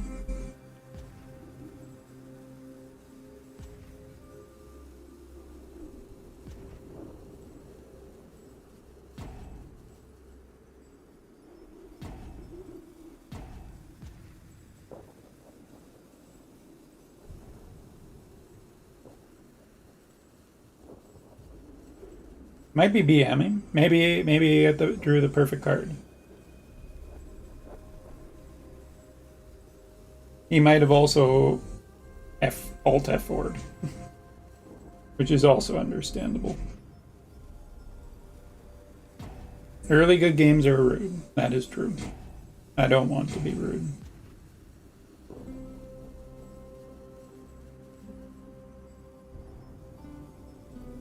Well, sometimes I want to be rude. If the person's an asshole, I want to be rude. Nothing's better than stomping the shit out of someone who is being a rude douchebag.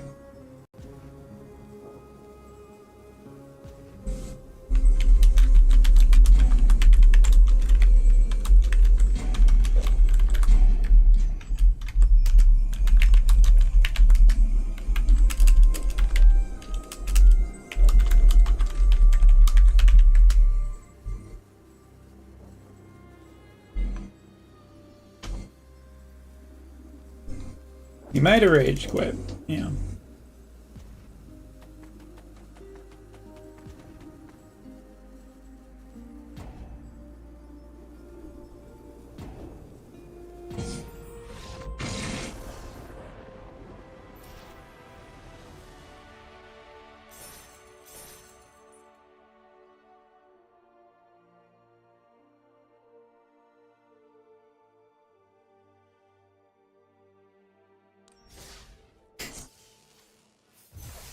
I wouldn't even be mad. I wouldn't even be mad.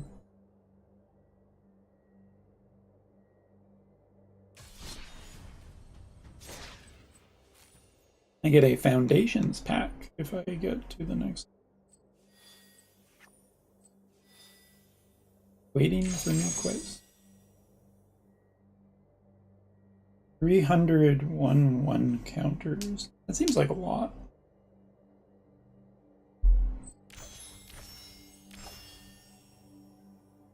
So, does anyone mind if we talk about the Final Fantasy set a little bit?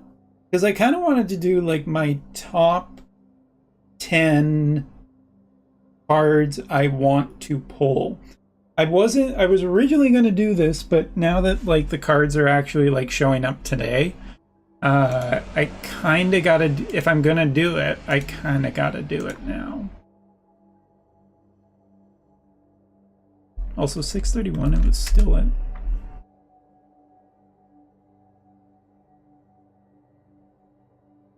$6:31 in the morning, it was still in that relay station. That's sad. Like, would anyone be terribly angry if we... Also, my webcam is lagging. There we go. Would anyone be terribly upset? I don't know how angry people are about spoilers, but I would like to give a chance for anyone. Anyone? We will play more, but it's been a bunch. Mythic spoiler. I actually have downloaded I think I've downloaded all the cards that I'm really hoping for. So I come over to here. Gotcha! Stuff. We got nice Canada today as the background. Like if I go in here and I go in here. And I preview. For example. Whoa, where'd the card go? Wait,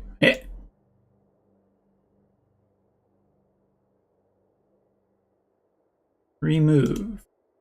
Add image. Image add. Browse. There we go.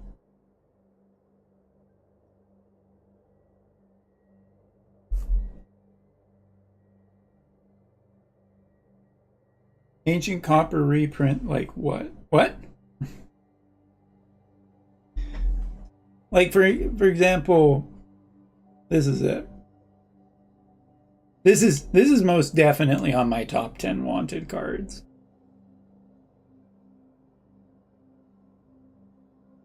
This, I mean, technically it's tied with another one. I should be also like labeling these. Baldur's Gate drafts were fun. They sound fun. Drafting in general sounds fun. Hearthstone, I don't play it anymore, but I still keep an eye on it. Hearthstone updated their app recently and they changed draft mode. Apparently a lot of people are not unhappy with it. I have heard. So this is...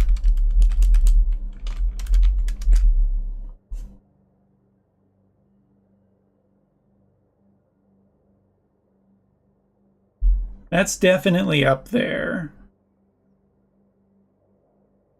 This is another one. It's a little bit cheating though. I feel like if I'm doing a top 10 cards I want to pull list, this has to be tied with the other one.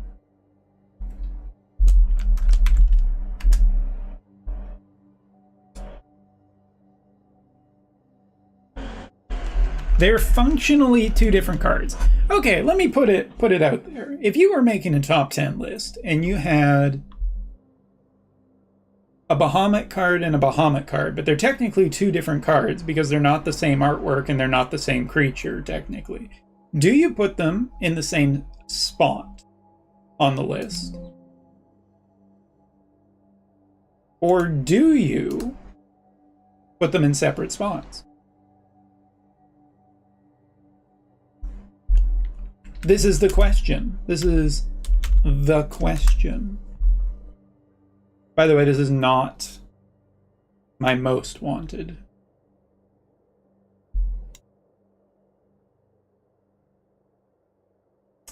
Next. I'm definitely not doing a full MTG spoiler thing for obvious reasons. It's going to be more fun to actually look at it. This bad boy. I want this. Oh. Separate spots?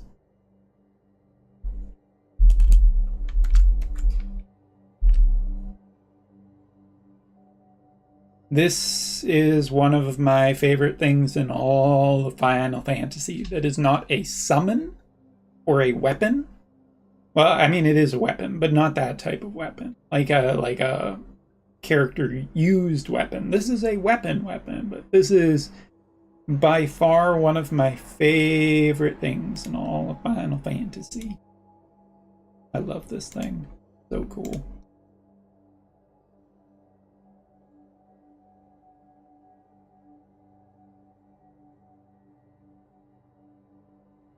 The other side of the card. Yeah, there's the flippable cards, right?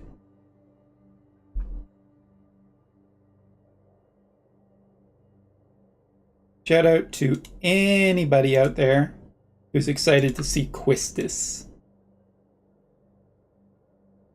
Speaking of which, I will be starting another... I think I'm going to be doing another Final Fantasy VIII playthrough real soon. I think this is, like, not super high on my list. I mean, like, I guess it's top 10 cards, so it is pretty high on my list. Of cards I actually want to pull from a pack, yeah, it's pretty high on the list.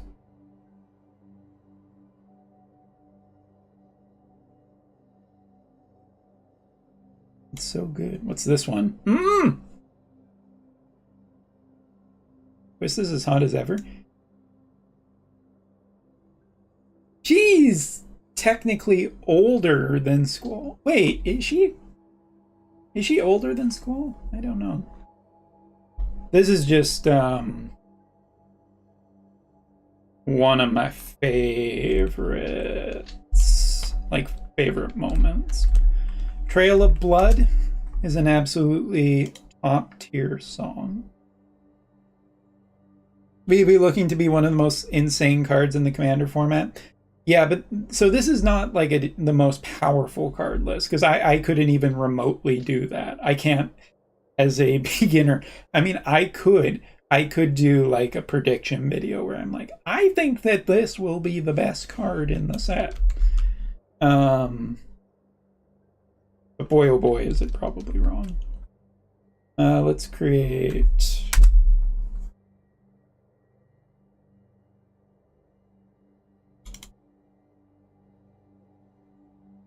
Not a Final Fantasy VI person, really. But I don't hate 6. And this artwork is simply divine.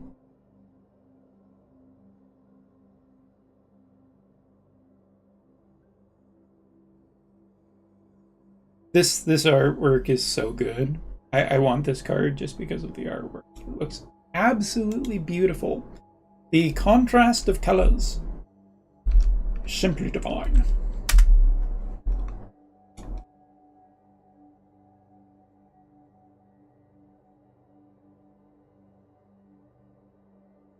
Next, gotta be Renoa.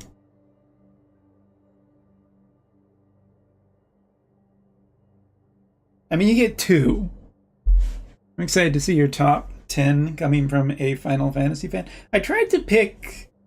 The problem is like 7 is my favorite. And I, like, if you pretend like 7's not your favorite, you're not being true to yourself.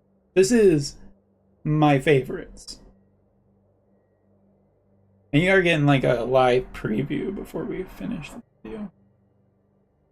I want to keep a box to open in 20 years later. You madman. Why? I mean, that's awesome, but why? Also, like, I was looking through the artwork to try and find stuff that's not just the character. Like, actually, I really like a lot of the artwork of characters, but it's like a spell or an instant or something like that. Like, to me, this Fang art is better than Fang's card.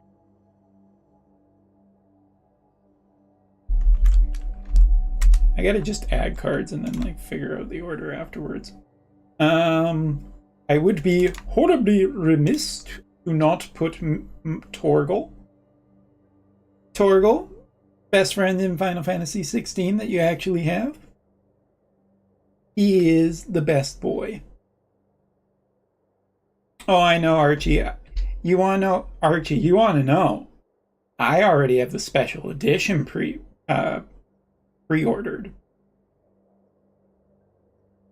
I got that Tactics pre-order, baby. I got the pop-up book with the 3 chocobos. The Meteor Chocobo. Wait, which is it? There's the Meteor Chocobo is the black chocobo. The Cure Chocobo is the yellow chocobo. And I don't for the life of me remember what the red one is. Maybe red was Meteor.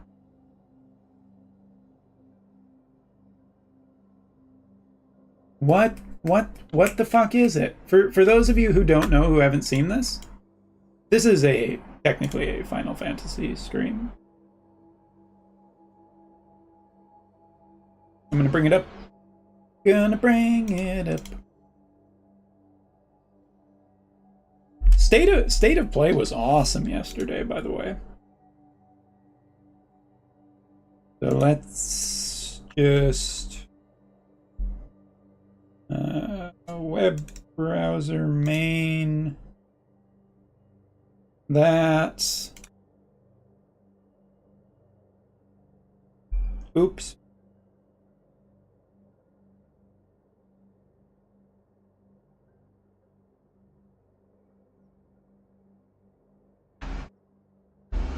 Yeah, this is the set. This is the limited edition of the Final Fantasy Tactics Remaster re-release. It comes with this pop-up book with the actual like little castle on it. You get the Ramza statue, who is still the prettiest girl at the ball. You have the Job Stones, or the Gemini Stones. Job Stones is 14. Those are like the Gemini or Zodiac Stones. You get the 3 chocobos, the artwork, and that very fancy box at the back.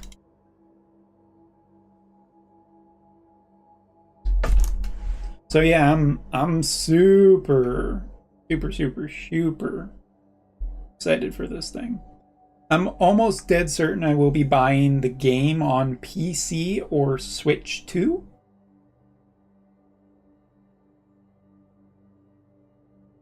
PC maybe for mods, Switch 2 because it's portable.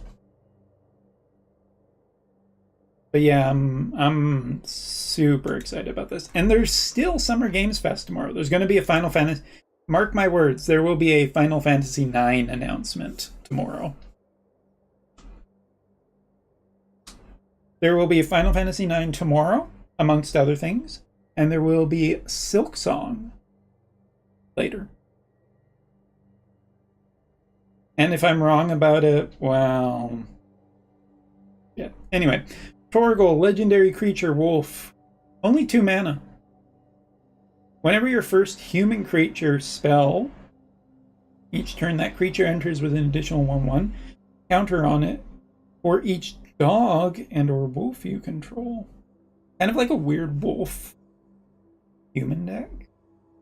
Dog human deck. We should be called the best friend deck. Man's best friend.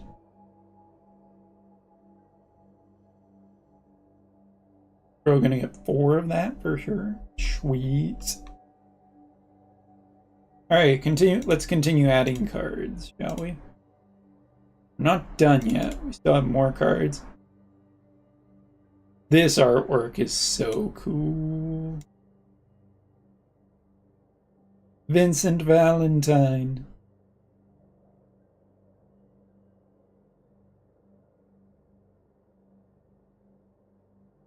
Whenever a creature... I mean, it's a black deck. You're playing a black deck.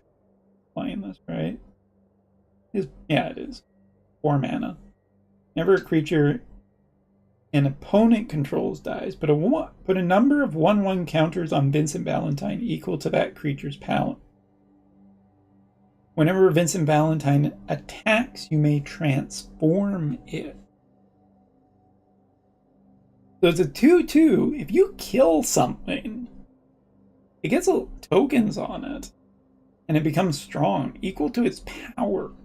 Like, if you kill a thing that has, like, 4 attack, you kill one of the Cerberus, this becomes a 6/6.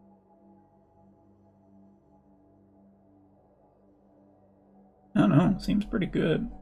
Maybe I'm wrong.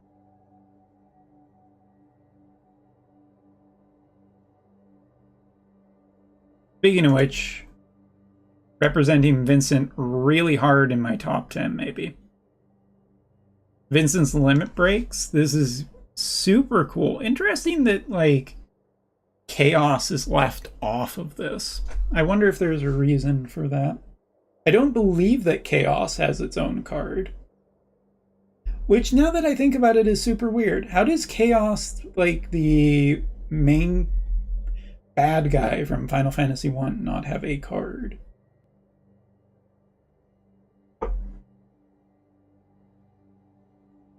Till the end of the turn, you control gains. When this creature dies, return it to the battlefield tapped under its owner control. And it has the chosen base power and toughness. A 3/2, a 5/2, or a 7/2. Not terrible. Artwork's top notch.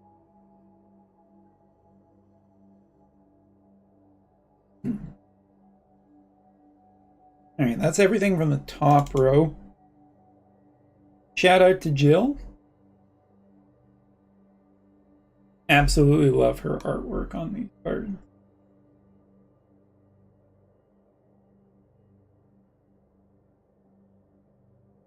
Next.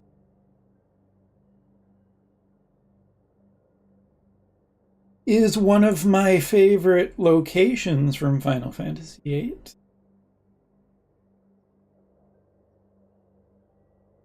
Also, one of the weirdest things in all of Final Fantasy history to me is this thing.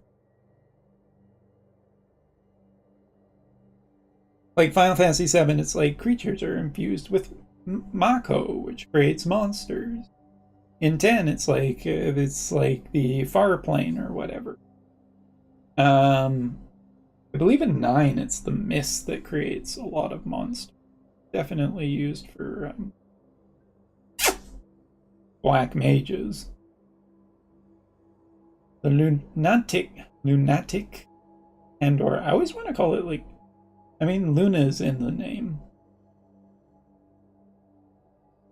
Surveil 1. Look at the top card of your library. You may put it into your graveyard. Sacrifice this to destroy a target non-land permanent. I know what they're referring to with that. Actually, that's nice flavor.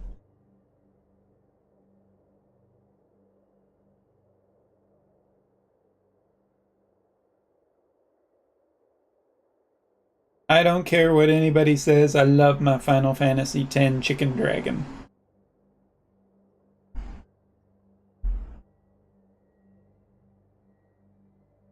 Turn the each opponent chooses a creature with the greatest mana value among creatures they control. Return those cards to hand. Tap up to one target creature and put a stun counter on it. It's also a 5/4 flying.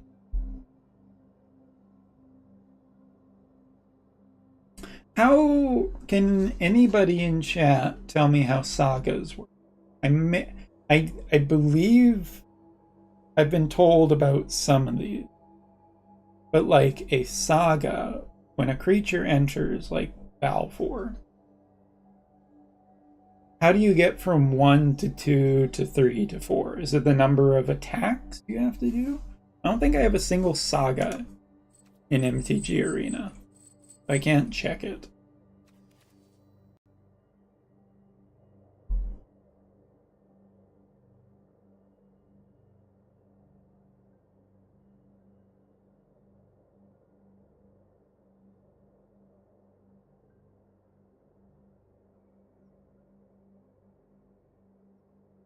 Okay.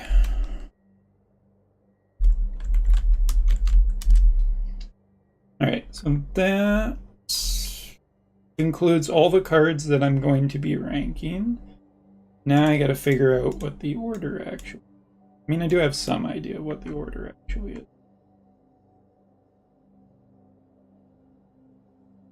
Torgal, Down Boy.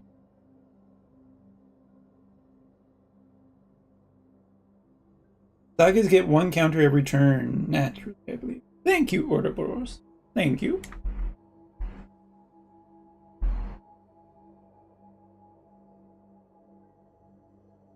Alright, so I know where that one goes. I guess by that logic, then that has to go there. Organizing an OBS is not the easy, by the way.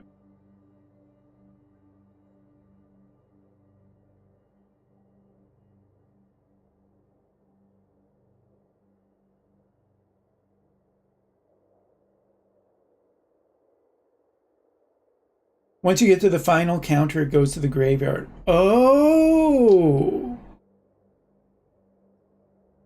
Oh, really?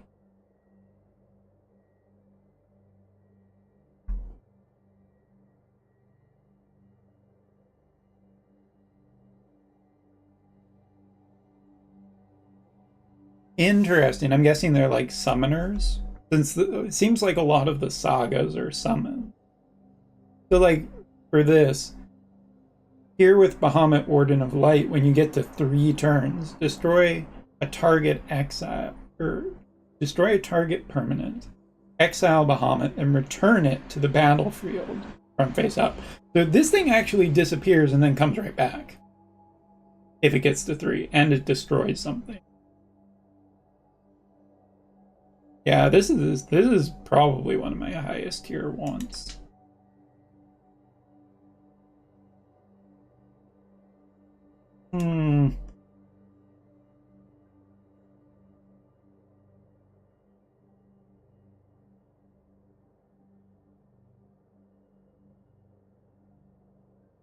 Trying to figure out where everybody. I mean, there's actually like, if I had my way, I wish I could get all the Final Fantasy cards. Live in reality. Alright, I think actually that this I'll go up, maybe.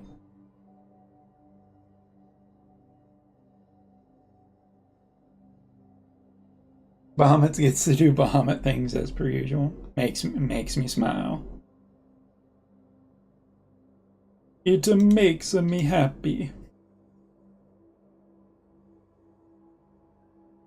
Okay, let me see. I have my first place, second place, third place, fourth place, fifth, and sixth.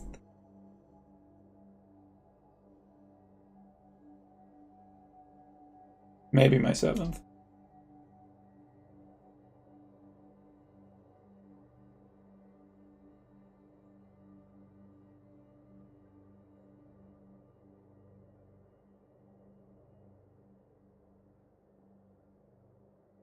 You know what? One up. Speaking of which, come on up. Gotta make sure she's in the right spot. Nope. 1, 2, 3, 4, 5, 6, 7, 8, 9. Okay, I need spot number 10 and we're good to go.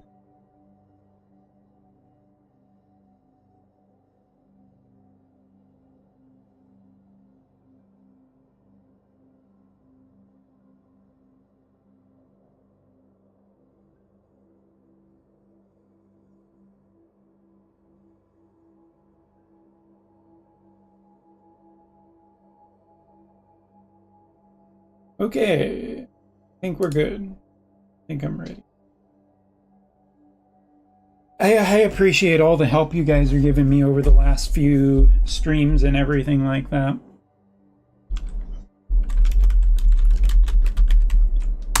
Okay, let me count. 1, 2, 3, 4, 5, 6, 7, 8, 9, 10. 1, 2, 3, 4, 5, 6, 7, 8, 9, 10. I can count to 10, everybody. Good job, me. All right. We need some, if I'm going to be doing this, and I'm going to be doing this,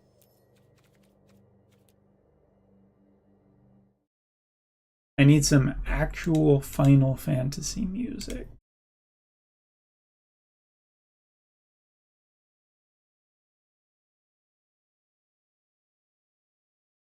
Final Fantasy music that won't get me goddamn muted. Okay.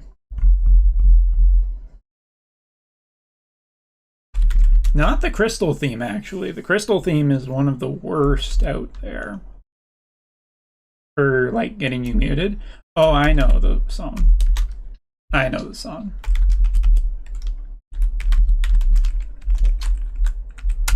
I know the song. I also have to refresh my webcam because it's stupid. I don't know what's causing lag on it. Although I have Hunt.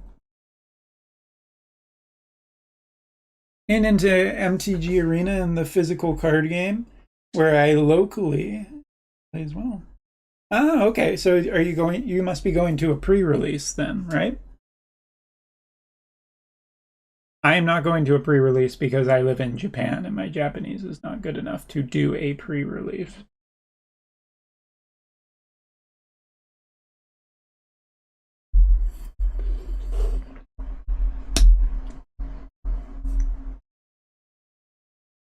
Have you got the Commander decks on pre-order?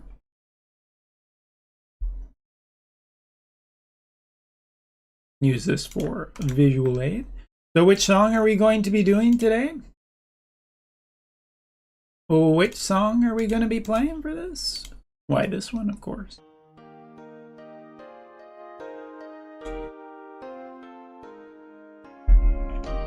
Absolute favorite of mine.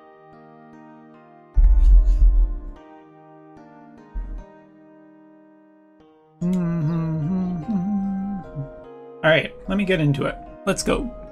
Recording time. This video will contain spoilers, so, you know, whatever.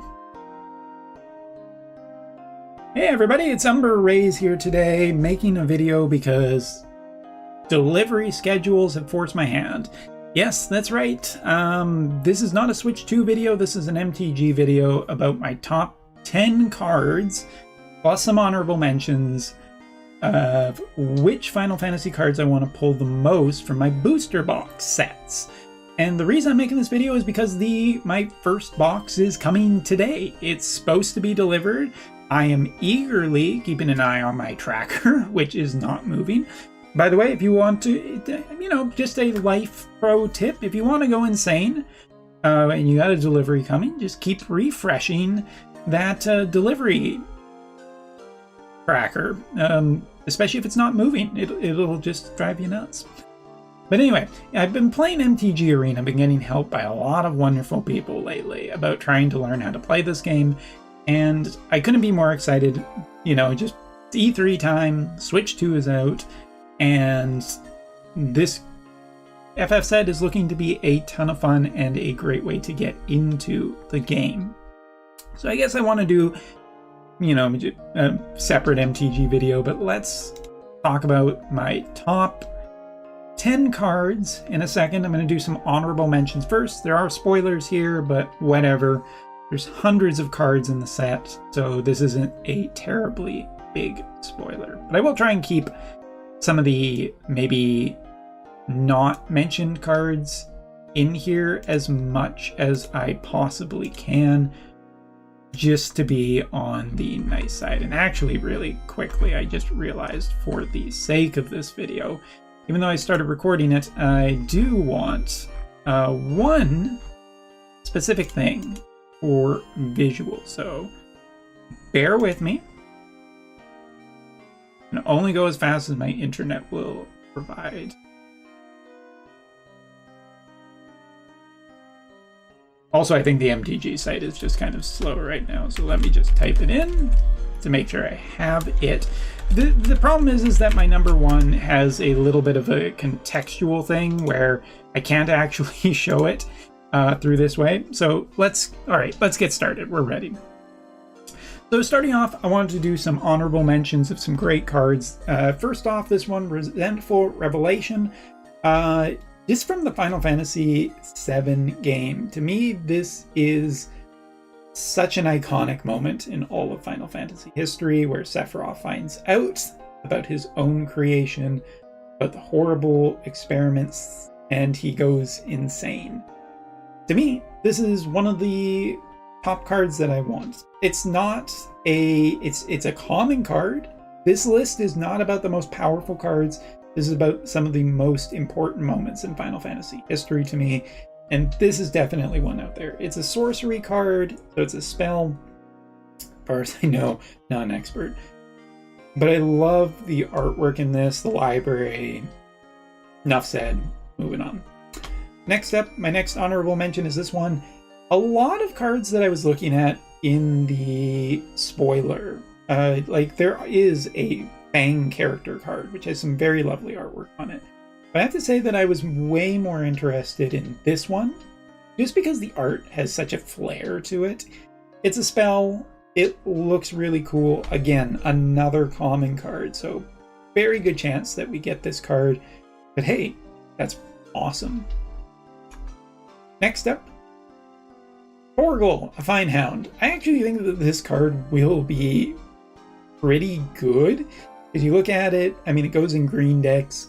Whenever you cast your first human creature spell each turn, that creature enters with an additional +1/+1 counter on it for each dog and or wolf you control. So if you're doing like a wolf dog kind of deck, I don't know, maybe it's fire, maybe it's like red-green. I think that this would be a really fun little deck, and maybe it is going to have some actual, excuse the pun, teeth to it. But yeah, the Torgal artwork, I love the full artwork on this one. It's an uncommon, it looks really great, and I hope to add it to my collection very soon. Next up, Vincent's Limit Breaks. Limit Breaks are such a huge part of Final Fantasy to me, especially because 7 is my favorite. This card seems just generally pretty cool as a common card. Probably won't be competitive, but might just be fun. Where, you know, black is all about your creatures dying and whatnot, and this brings a creature back with like some extra stats depending on how much mana you spend on it. But I love, since at this point in time we really haven't seen too much of Vincent's Limit Breaks in the Final Fantasy VII Remake project, it's cool to see them represented here in better artwork than like the old original game. I think that this is going to be so cool, or it's just so cool to see like the Death Gigas and the Hellmasker, Jason Voorhees, if you will, and Frankenstein, and and of course the Galian Beast, which is represented in Dirge of Cerberus. Fantastic PS2 game. Trust me on that. Anyway, this represents a lot of stuff I like in Final Fantasy. Cool card. Moving on. Alright, and this is the last honorable mention. All of the summon cards. I would love to put all the summon cards on here, but for the sake of this video, I'm specifically picking Balfour.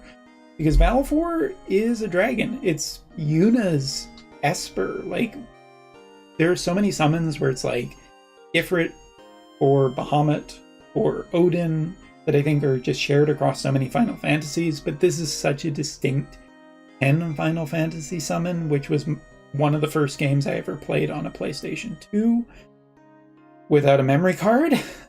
So I had to leave the damn game on forever, and then, if I remember correctly, I finally got a PS2 memory card, and I found out that just inserting it, there was some problem and it didn't save everything. I had to restart 10 from the beginning again. But 10's a great game. Balfour is such an original creature. Such a cool creature. And I just think about Yuna and this summon and love it. Alright, so those are the honorable mentions. That's all done and out of the way. Now let's get into the actual top 10. So yeah, only 7 minutes into this video. Doing pretty good. Alright, number 10. Lieutenant Pandora from Final Fantasy VIII. A legendary artifact, but a common card. Yeah, this is one of the coolest locations in all of Final Fantasy history. Don't at me. The fact that it summons monsters down from the moon is such a weird and interesting and memorable part of Final Fantasy VIII. This giant floating crystal statue is so cool, and the artwork here is absolutely beautiful of it being illuminated, which is like a very key moment in Final Fantasy VIII. Just looking at this card, in all honesty, makes me want to play 8 again, and yeah, I love it to death. No idea if it's any good. It's just 1 mana, and you can play it in anything. No idea what it's going to be good in. Maybe it'll be good in black. Maybe it'll be good in whatever. I mean, it destroys something, so that's always cool. I want this card. This card I would put in a binder. This card I would frame. I don't care how good it is. I will play at least 1 deck eventually with the card in it. Alright, moving on to number 9. Is another Final Fantasy VIII representative, I guess. Quistis Trippy. A legendary creature, human wizard, blue magic. When Quistis Trip enters, you may cast target instant or sorcery card from a graveyard, and mana of any type can be spent to cast that spell. If that spell would be put into the graveyard, exile it instead.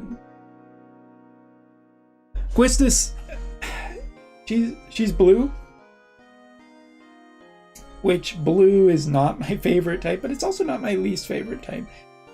I love the artwork of this card. Uncommon, which means that it's generally pretty easy, probably going to be pretty easy to get.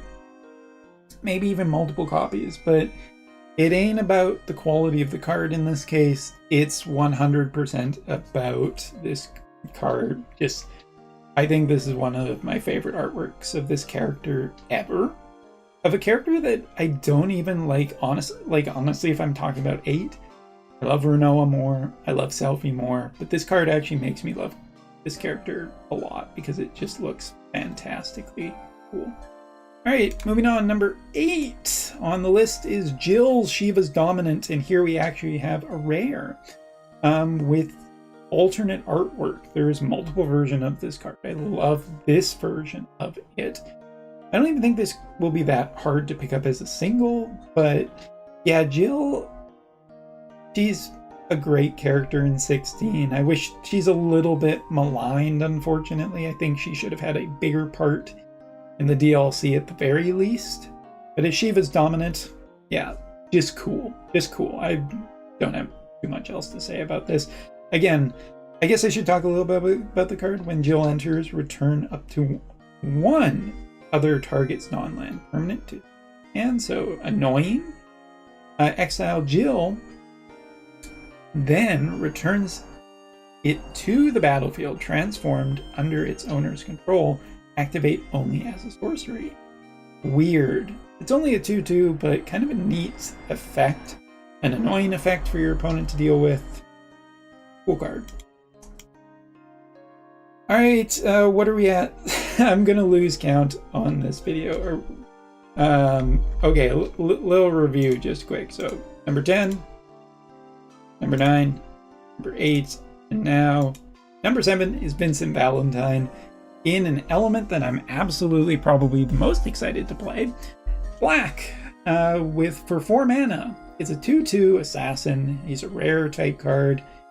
Legendary creature. When a creature an opponent controls dies, put a 1/1 counter, or put a number of 1/1 counters on Vincent Valentine equal to that creature's power. Whenever Vincent Valentine attacks, you may transform it. This card just seems super cool. It is a flip over card. I don't have the actual artwork on it. We'll keep it as a secret if I pull this card. But Vincent Valentine is from Dirge of Cerberus, which is not a good game, but I absolutely love it. It's one of my favorite games to play again and again and again. Not because it's good, but because it's janky as hell. It's the dumbest third-person shooter, and I will forever love that game for all that it is. Vincent, not to mention that this artwork is just so cool with the like the vampire, fang kind of thing going on. Super. I love it. Moving on. Next up, I think we're at number 6, is Renoa Hartley, who, you know what? She appeared in Dissidia NT, the game that nobody played, that was actually kind of fun to play. I got to play in arcades over here in Japan. Legendary creature, an uncommon human rebel warlock. Renoa and Squall's relationship is one of the best romances, if not the best romance in Final Fantasy history. Don't at me. Great Angelo, a legendary 1/1 green and white dog creature token, which could, work with Torgal, for example. Angelo Cannon. Whenever Renoa Hartley attacks another target creature you control gets +1/+1 till the end of the turn for each creature you control. So maybe like a swarmy type deck, white-green. I don't know. Well, I mean, it has to be white-green given the mana, but Angelo Cannon also represents one of the weirdest things in Final Fantasy history, where Renoa shoots her dog at an opponent. Don't worry, the pupper's okay. And yeah, one of my favorite romances in Final Fantasy history. Great fun character in 8. Makes me want to play 8 again. Moving on. Alright, so we're moving into the final 5 at the 14-minute mark. So that's great news, because it's just going to be, I think, a 777 video. Maybe Lucky Umbra? Alright, number 5 is Celeste the Rune Knight, my Final Fantasy VI choice on this list. When Celeste enters, discard any number of cards, then draw that many cards +1. Whenever one or more other creatures you control enter, if one or more of them entered from the graveyard or was cast from the graveyard, put a +1/+1 counter on each of them for each creature you control. Red, white, black, so a very interesting multicolor character. And a 4/4. And this is our first actual mythic on the list. Celeste looks so cool. I love the color of this card more than anything. I mean, it's, to me, like some of the older Final Fantasy sets, like 3 or 4 or 5 or 6, that don't have that much really cool artwork of the characters. This is so neat, and I love this card to death. If I do not open it in my packs, I will be buying this card. It's great. Next up, we're getting into some of my favorite stuff, and this makes me smile. The Diamond Weapon getting its own card. I have no idea whether or not Ruby or Emerald got their own card each. I would kind of expect them to, since they're some of the most famous stuff in Final Fantasy history. But the Diamond Weapon does get represented of green as a green elemental, massively costed creature, a legendary artifact creature, and an elemental. You couldn't put more favorite words in a card if you really tried.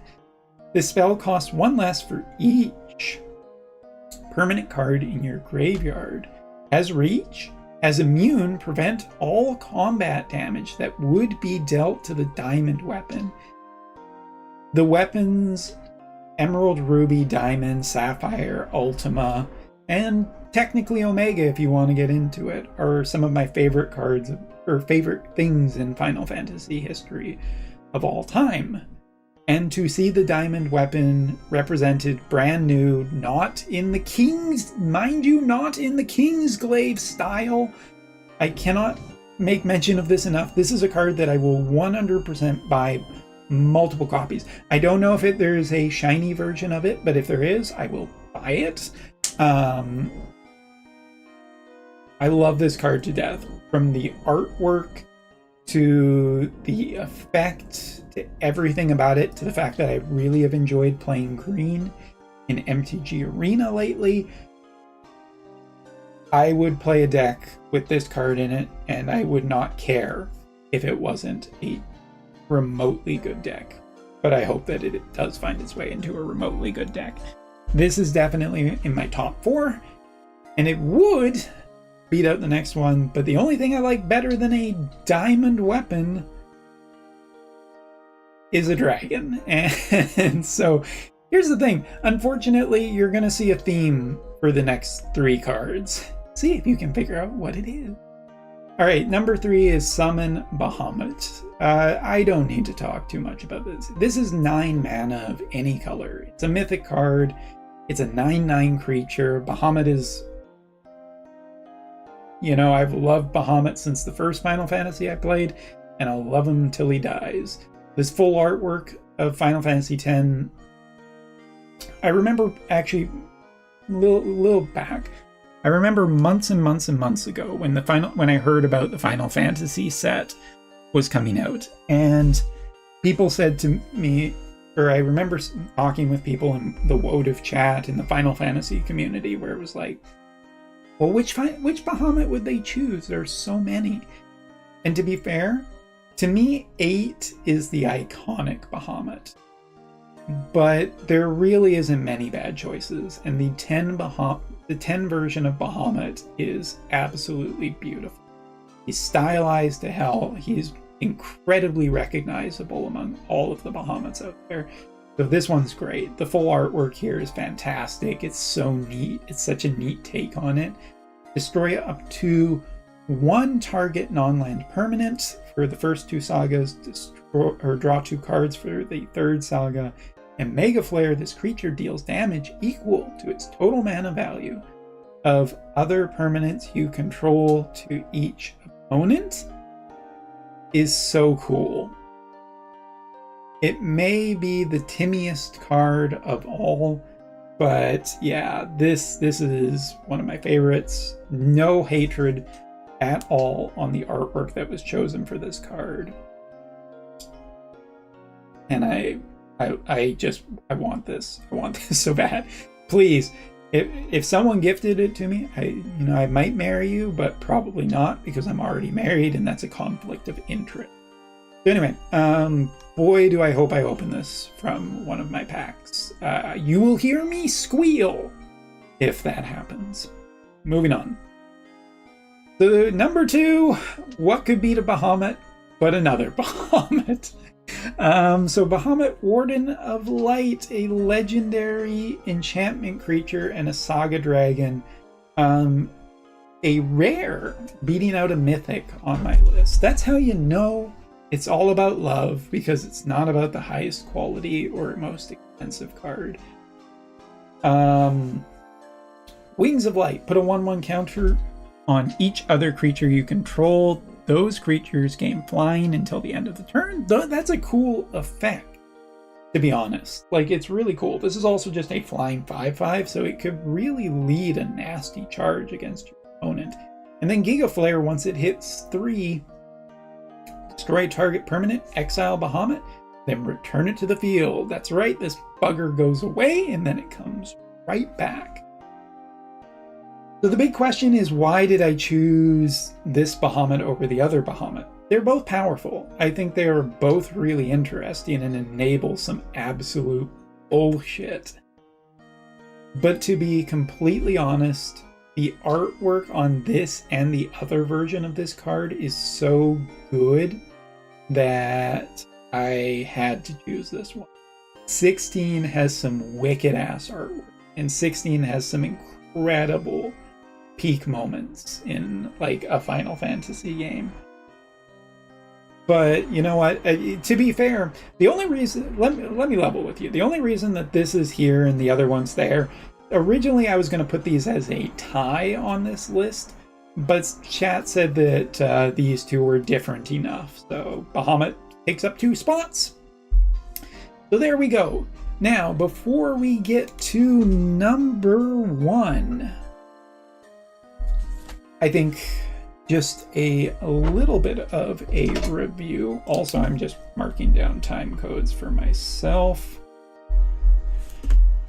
Let's hit the recap really, really quickly. Number 10, number 9, number 8, number 7, number 6, number 5, number 4, number 3, and number 2. So it brings me to my, and well, of course, the honorable mentions, which we covered enough earlier in the video. The number 1 card, which is the card that I chose the most. This was not a choice about the most powerful card in the set. Pretty much everyone agrees that VV is going to be absolutely bonkers insane. I think he's one of the most expensive cards that you could get from the set. Blah, whatever, don't care. This card represents one of, if not, actually, you know what, I'm just going to say it, my favorite moment in all of Final Fantasy games, in every Final Fantasy game that I have played to this point in history. Out of all the Final Fantasy games that I have played, the number 1 favorite moment that I have does not come from Final Fantasy VII, which is my actual favorite game. Because 7 has a lot of great moments in it. 8 has a lot of great moments. 10, 12, 14, 16, 15, they all have their great moments, including 6 and all the other Final Fantasy, just in case somebody gets, why didn't you mention it? My number one card that I want to pull the most is this. Crystal Fragments. Crystal Fragments is an uncommon card. It is a very low-costed mana card, from what I understand, at least at the beginning. The equipped creature gets a +1/+1. That's not really that impressive at all. The equipped creature gets a... You spend a ton of other mana, exile this equipment, and then return it to the battlefield transformed under its owner's control, and activate only as a sorcery. This equip card, first off, is absolutely gorgeous artwork of Garnet and Aiko in one of the best cutscenes in all of Final Fantasy history. It's so gorgeous the way that they've captured this, the magic of the moment where the crystals are kind of floating around and coming together as one so that they can summon the best version of Alexander that has ever existed. So now this is where I'm going to bring up my web capture to show this off. Oh, I'll just be very, very careful about that. Oh, it's, hold on. All right. Yeah, because this is a flip card. So the actual flips to summon Alexander, which is a 4/3 flying. It's not the most impressive thing, but prevents, Saga 1 and 2 prevents all damage that would be dealt to creatures you control this turn, is a really cool prevent effect.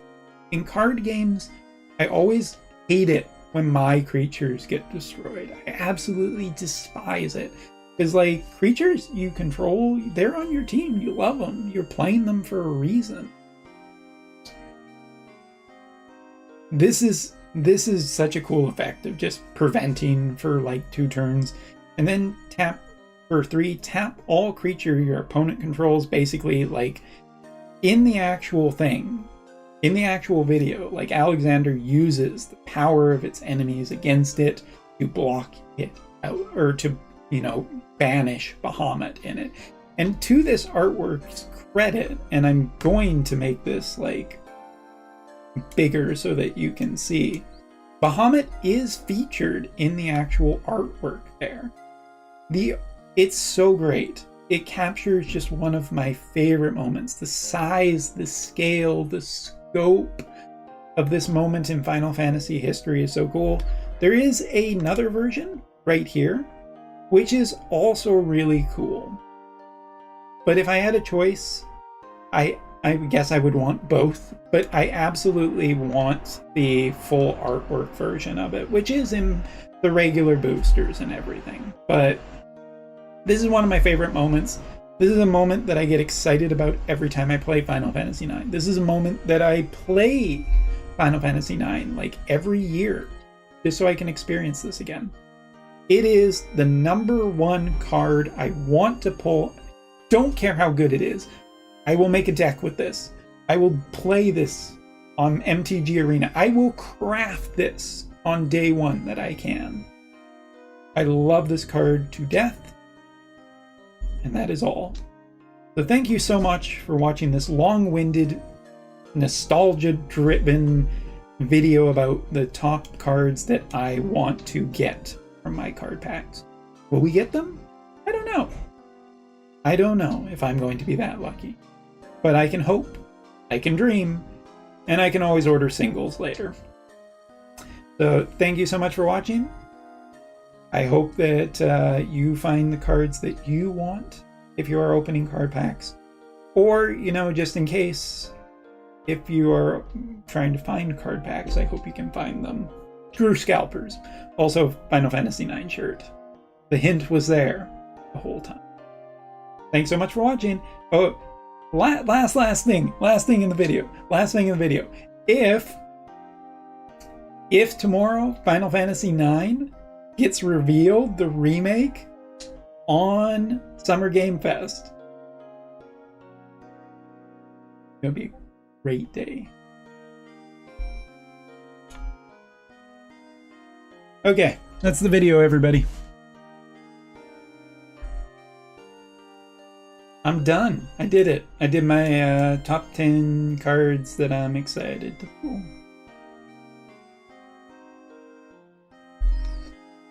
Want to try it in draft? I want to try it in everywhere. Alright, so that's my list. Truly, I think my wife has Pokemon cards coming today as well. It's kind of a busy day.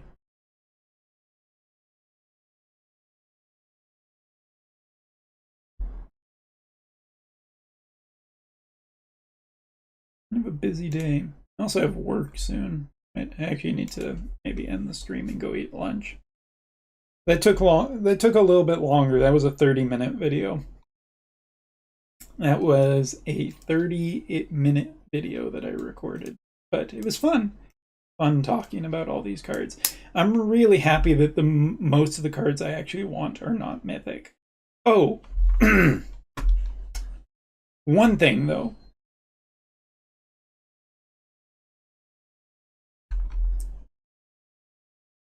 I guess this should have been an honorable mention.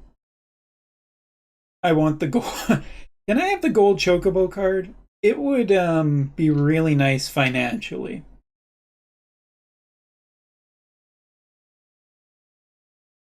Can I get this? Can I get this? Please? Like I think I have only a few, 1 or 2 collector's packs. Pulling a gold Chocobo would be pretty sweet. Not gonna happen, but it would be pretty sweet. To be fair, I would be okay with just getting like one of the other color Chocobo. I would love the green or blue.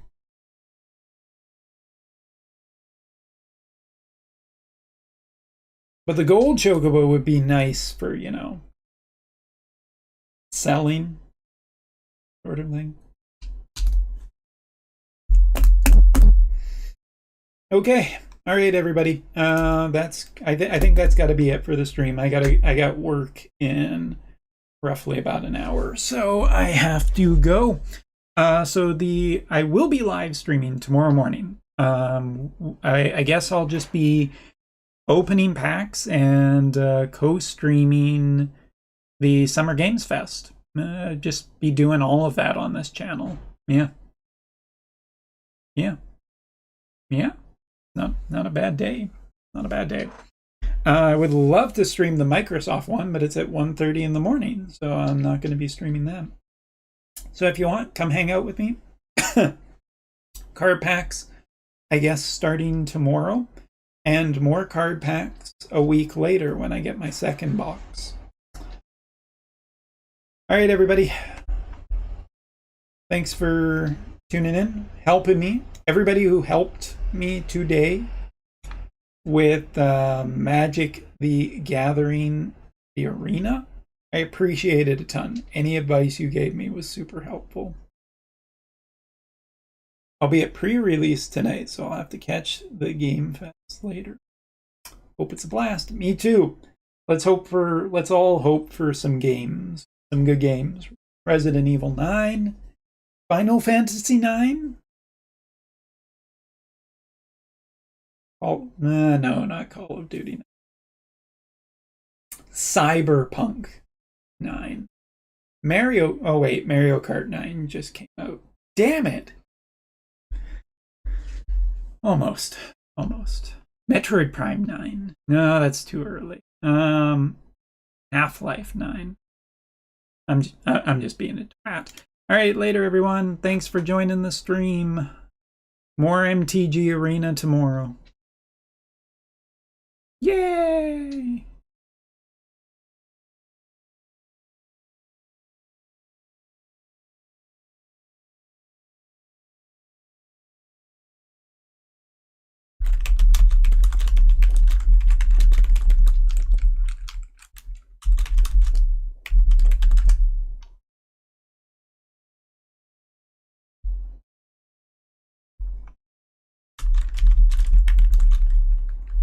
Damn it, I'm trying to find something.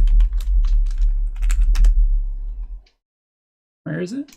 Here it is.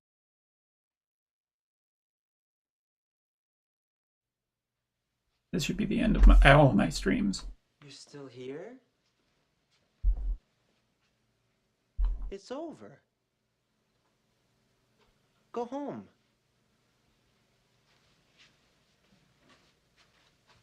Go.